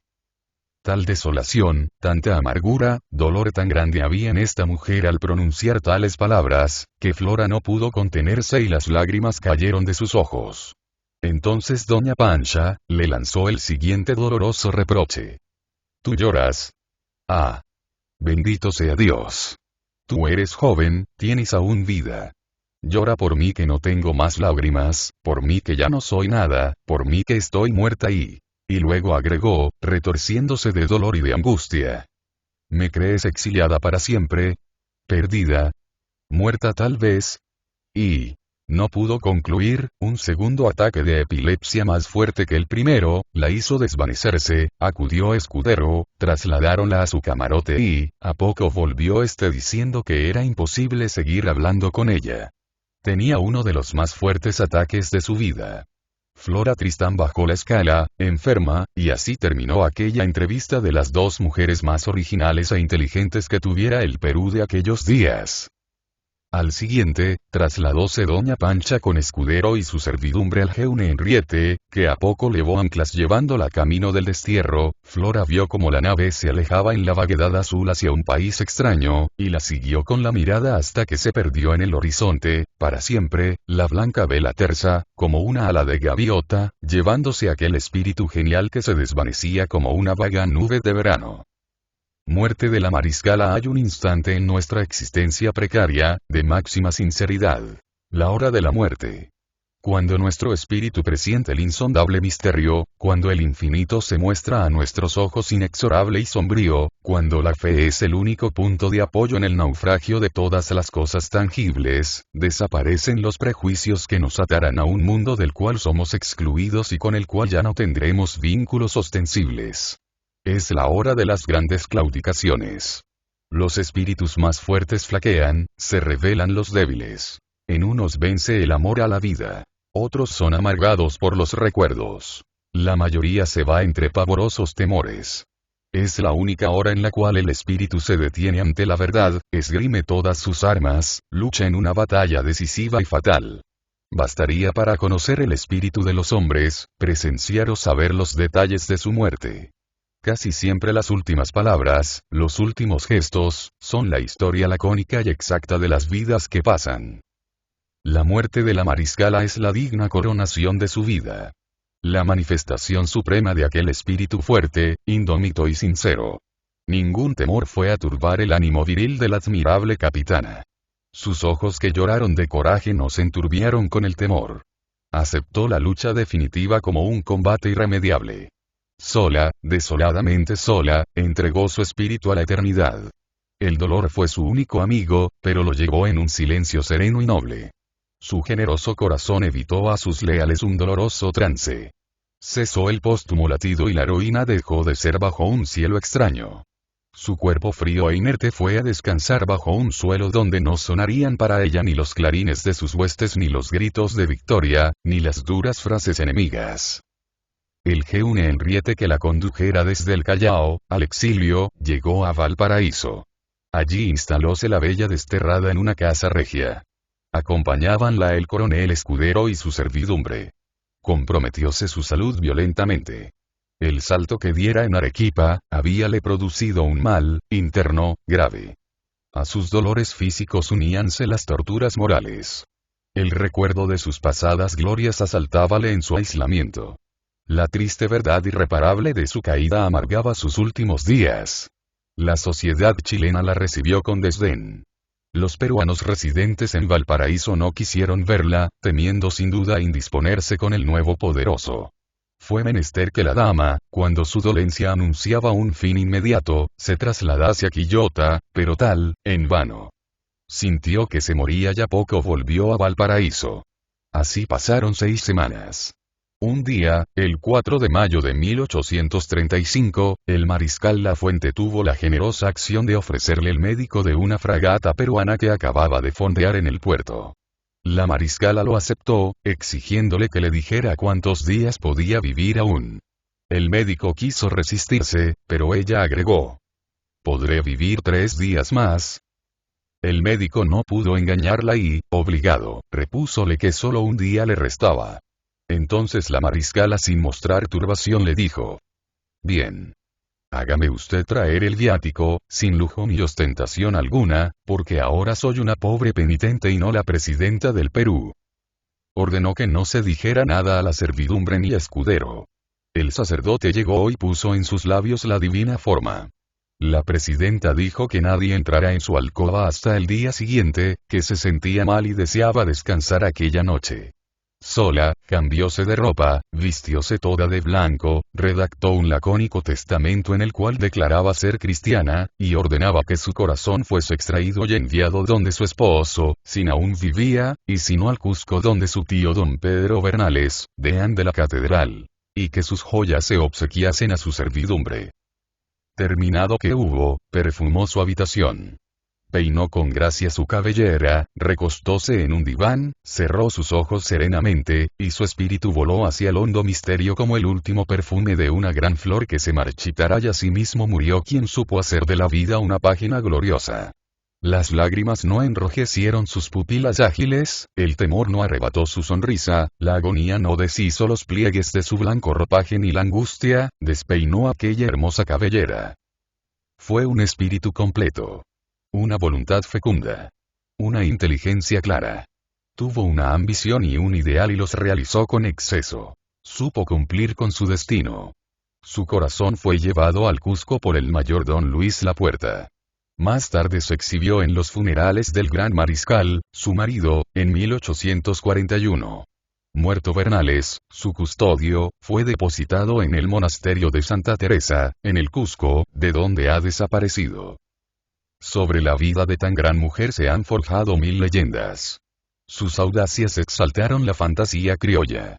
Hay todavía abuelitas que relatan sus hazañas, haciendo revivir, con plácida fruición, aquellas horas lejanas de sangre y de victoria, cuando la realidad dolorosa de la patria las hace recordar la vida de tantos capitanes sepultos, de tantos heroísmos estériles, de tantos corazones legendarios.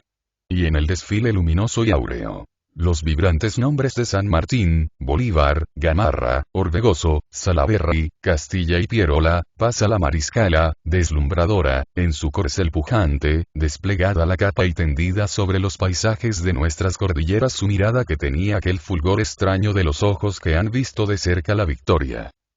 Anotaciones: doña Francisca Zubiaga de Gamarra. La notable escritora cusqueña doña Clorinda Mato de Turner, insinuaba en su biografía de la señora Gamarra, un deseo que mi trabajo no ha podido llenar, deseo que, a mi vez manifiesto, haciéndolo extensivo a que se escriba no solo la vida de la mariscala, sino la de Clorinda Mato, joya de la literatura peruana. Decía así la ilustre autora de Aves sin nido. El narrar la biografía de la señora que me ocupa, es pues una tarea muy superior a mis fuerzas, por lo que dejando este cometido a otra pluma más feliz, me honraré iniciando tan importante obra y daré solo breves apuntes históricos que pueden servir para la biografía de la señora Zubiaga, tantos años esperada y deseada por los hijos del Cusco y desgraciadamente por ninguno emprendida. Los padres, el nacimiento, las hermanas. Tuvo la mariscala, a más de las 2 mujeres, un hermano varón, que llegó a ser el coronel Zubiaga, del cual, por desgracia, no he podido conseguir datos. Habla de él incidentalmente refiriéndose a la Revolución de Bermúdez, el doctor M. N. Vargas. La infancia, el monasterio, el matrimonio. A propósito de la entrada al Cusco de la joven esposa de Gamarra, cuenta la señora Mato un incidente que marca la evolución que se iba operando en la rara dama. La villa de Urubamba convidó al señor prefecto Gamarra y esposa, a pasar unos días, y entre otras fiestas se dio una corrida de toros. La falta de tropas de línea hizo que los nacionales de Urubamba participasen del entusiasmo y se hizo un despejo en el que emplearon en lugar de flores, escudos de oro y plata. Terminada la corrida, la señora Gamarra hizo llamar al capitán que mandó el despejo, pues encontró en él un joven digno del ejército y no se equivocó.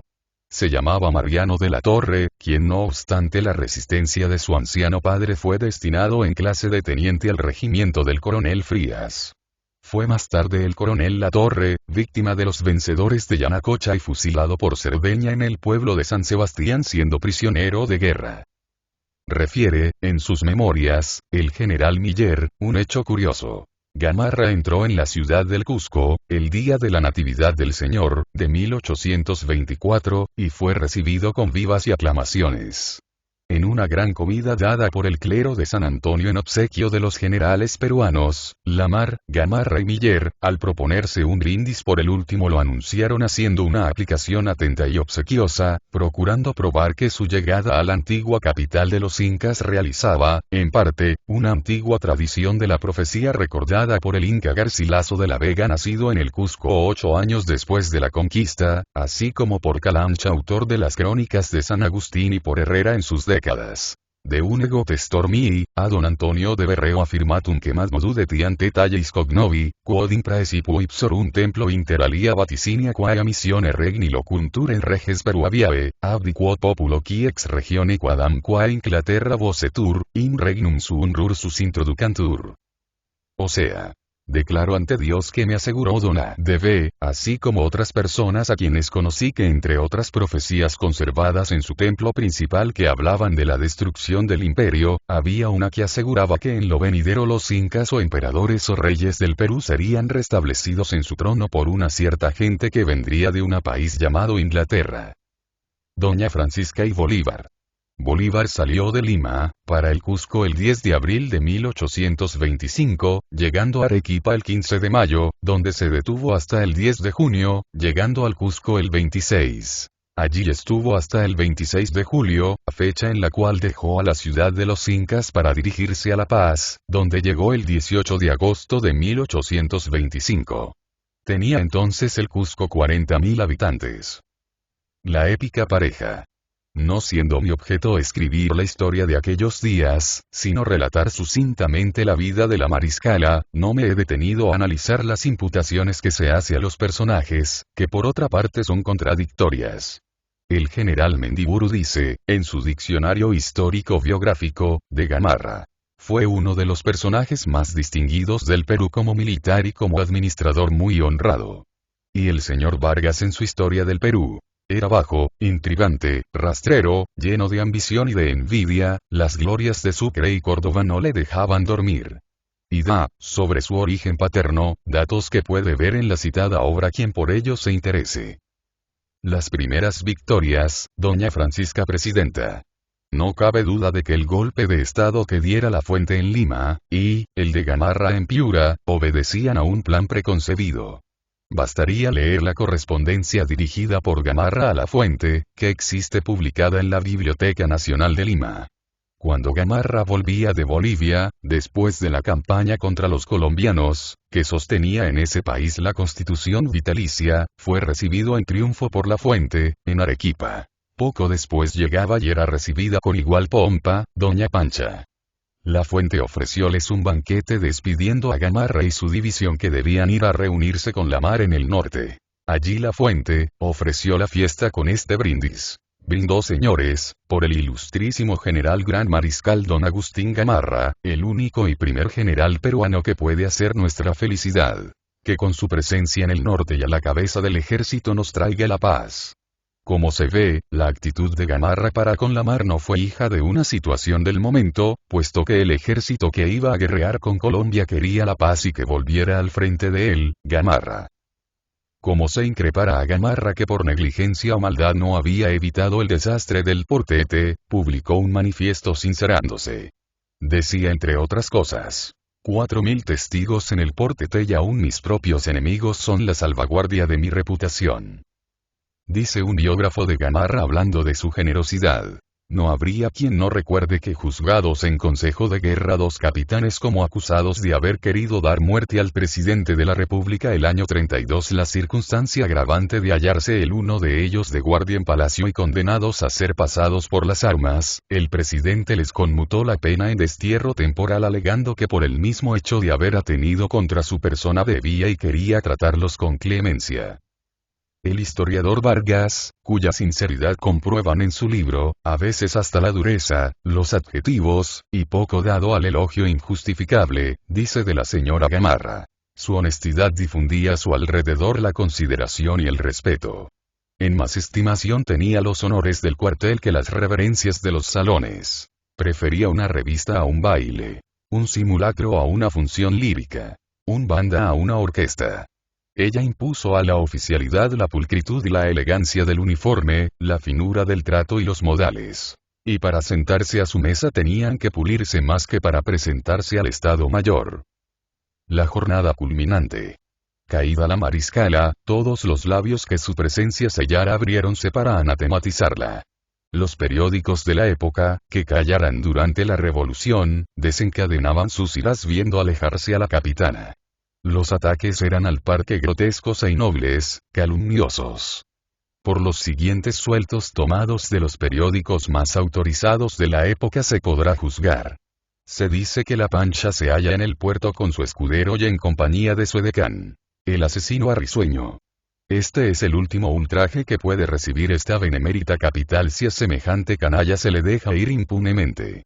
Venganza, venganza claman los manes de las heroicas víctimas de Huaylacucho y Porongoche. La Zubiaga, escudero y Arrisueño entre nosotros. Y no se ha empezado su juzgamiento. Y no se ha dicho a la nación infamada, anarquizada, combatida y saqueada por ese infernal lodo del que estos personajes hacen la parte más interesante. ¿Van a recibir el fallo de las leyes? La Zubiaga. Esa hidra horrible que recorría el 28 de enero las rebeldes filas para excitarlas a la matanza del indefenso pueblo. Escudero, el español rapaz, el bárbaro mercenario. Arrisueño, el asesino aleve. Se remata en pública subasta los artículos que a continuación se expresan pertenecientes a doña Francisca Zubiaga de Gamarra en la casa de don Juan Elizalde, calle antes de la Pelota. A saber, 12 baúles que contienen un surtido de ropa riquísimo, unos ricos mantos reales y diademas, sofáes, cómodas, mesas de arrimo, silletas, mesas de cuadra, fanales, espejos, floreros, y otros varios adornos exquisitos. Un servicio completo de plata labrada, un cofre de alhajas, 3 retratos de Gamarra, etc. Don Juan Elizalde, camarero de la Pancha Gamarra, tiene en su poder el equipaje y demás útiles de su pestilencia. Se dice que el ropero de Pancha Gamarra está metido en el chorrillo para que se olviden de él, y también se dice que se engaña cuando piensa así, pues cada día se le tiene más presente y se recuerda su finchazón con las charreteras mal adquiridas que se puso. Se dice que de una casa arzobispal se ha sacado un cofre de alhajas de bastante consideración. En una información del Telégrafo, uno de estos periódicos, se lee: junio 19, de 1834, bergantín inglés Guillermo Ruston, procedente de Islay. Conduce de pasajeros a doña Francisca Zubiaga y don Bernardo Escudero con destino a Valparaíso, cuyo buque queda incomunicado por conducir a Escudero y la Zubiaga hasta resolución del Supremo Gobierno. En el mismo periódico se publica el 6 de marzo de 1834, la siguiente burla canallesca para con la dama desterrada. Diálogo de Agustín Gamarra, doña Pancha y Escudero. Celos de Agustín Gamarra con su adorada Costilla porque ahora de San Cordeles esta se muestra propicia. Y al lado de estas noblezas, se adulaba al nuevo amo. Yaravillas al triunfo de los limeños. Al día más memorable que tuvo el Perú en su historia cantemos himnos de honor, cantemos himnos de gloria. Por el héroe invicto que hoy mandando está, que de los tiranos nos supo librar. Por el pueblo augusto que baña el Rímac, que arrojó valiente al déspota audaz, patriotas, el mate de chicha tomad.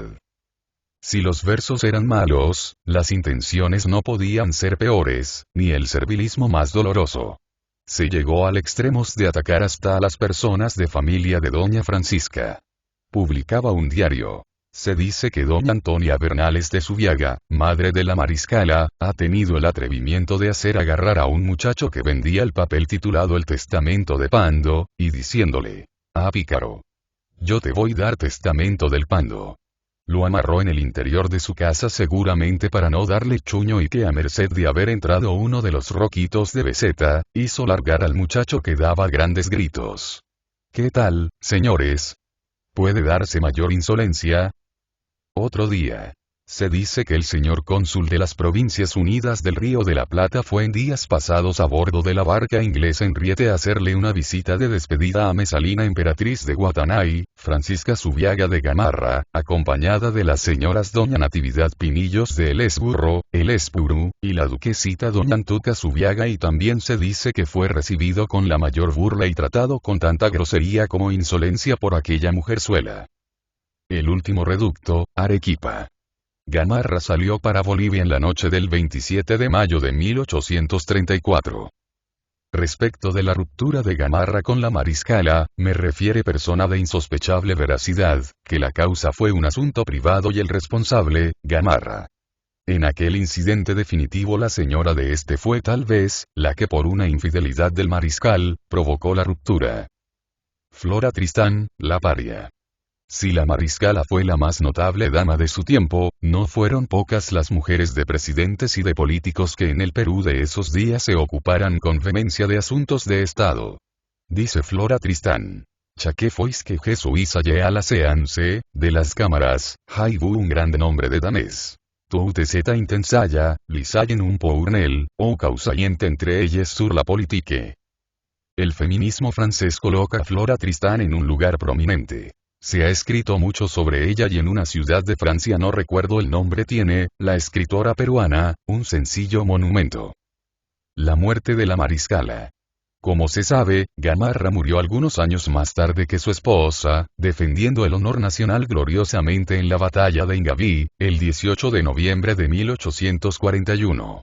Cuando se exhibieron sus restos, púsose en el catafalco el frasco que contenía el corazón de la mariscala. Sus restos reposan en el Cementerio General de Lima en un mausoleo frente al cual se eleva el de la mar. Una persona, cuyo nombre no me es dado publicar y que nunca ha dicho mentira, privada, pública, política ni social, me ha referido estos curiosísimos datos. Hace más o menos 20 años, que me encontraba en una hacienda entre Lurín y Cañete, donde conocí a un señorí, indio rico, ganadero, respetado por allí, el cual comió conmigo, y a los postres me dijo: voy a referirle a usted una cosa que jamás he contado a nadie. ¿Usted ha oído hablar de Gamarra, el general? Sí. Murió en Ingaví y pues bien, debe usted saber que no fue bala boliviana la que lo mató. ¿Y usted cómo lo sabe? Porque fui yo quien le mató. ¿Por qué? Porque siendo joven, Gamarra me apresó, en una leva que hizo para buscarse gente, y como yo me negara a servir en su facción me martirizó hasta dejarme exánime. Yo juré vengarme cuando pudiera. Y el día de Ingaví, al comenzar la batalla, y a los primeros disparos, yo, que estaba cerca, le disparé. Repárese en que fue muy comentada la muerte de Gamarra, y el hecho de que éste muriera antes de entrar en la refriega. Y hay personas que recuerdan haber oído el rumor, aún después, de que Gamarra había sido asesinado por la espalda. Quien desee saber el nombre del asesino, que por otra parte es perfectamente desconocido, puede recogerlo en la misma fuente que yo lo he recogido. El sujeto murió hace algunos años. Fuentes: Clorinda Mato de Turner. Apuntes y biografías. Flora Tristán. Peregrinations d'une paria. M. N. Vargas. Historia del Perú. El Mercurio peruano. El Telégrafo. Dean Valdivia. Revoluciones de Arequipa. Bilbao. Historia de Salaberry. M. A. San Juan. Las Tres Zubiagas. En el Ateneo. Vivero y Lavalle. Gobernantes del Perú. Mendiburu. Diccionario histórico biográfico. Prubonena. Apuntes para la historia del Perú. La Fuente. Manifiesto al Congreso de 1831. Clorinda Mato de Turner. Tradiciones cusqueñas. General Miller. Memorias. El genio del RIMAC, el veterano y la revista militar. Del señor don José Carlos Bernales, gerente de la Compañía Nacional de Recaudación, es senador de la República y descendiente de la madre de la mariscala. Del señor don Manuel Vargas Quintanilla y Gamarra, descendiente directo del mariscal don Agustín Gamarra. Del señor doctor don Nemesio Vargas, historiador. Del señor don Emilio Gutiérrez de Quintanilla, director del Museo Histórico. Del señor don Andrés Avelino Aramburu, director de La Opinión Nacional, decano de los periodistas del Perú. Del señor Enrique Gamarra Hernández, descendiente del mariscal Gamarra. De la señora doña Antonia Moreno de Cáceres, expresidenta del Perú. Del señor don Carlos A. Romero, conservador de la Biblioteca Nacional de Lima. De la señora doña Carmen de la Puente y Cortés. Algunos descendientes de los Gamarra. El coronel don Andrés Gamarra, único hijo del mariscal, tuvo larga descendencia. Los datos referentes a esta rama de los Gamarra me han sido ofrecidos de una parte por don Manuel Vargas Quintanilla y Gamarra y de otra por don Enrique Gamarra. Don Andrés Gamarra y Alvarado tuvo 3 hijos. El coronel Manuel Florentino Gamarra, muerto en la batalla de San Juan durante la guerra con Chile. Doña Ernestina Gamarra y Saravia, casada con el coronel don Manuel M. Vargas Quintanilla, muertos ambos. Y don Agustín Gamarra y Saravia. Hijos del primero fueron Manuel, Esther, Enrique, Alberto, Víctor, Alejandro, José y Consuelo. Hijos de la señora doña Ernestina de Vargas Quintanilla. María Rosa, Manuela, Luis Felipe, Blanca, Graciela y Juan Vargas Q. y Gamarra. Hijos de don Agustín Gamarra y Saravia. Carlos, Eduardo, María Teresa, Manuela, Juana Rosa, Teodomira, Luis, César, Jorge y Alfredo. Pu.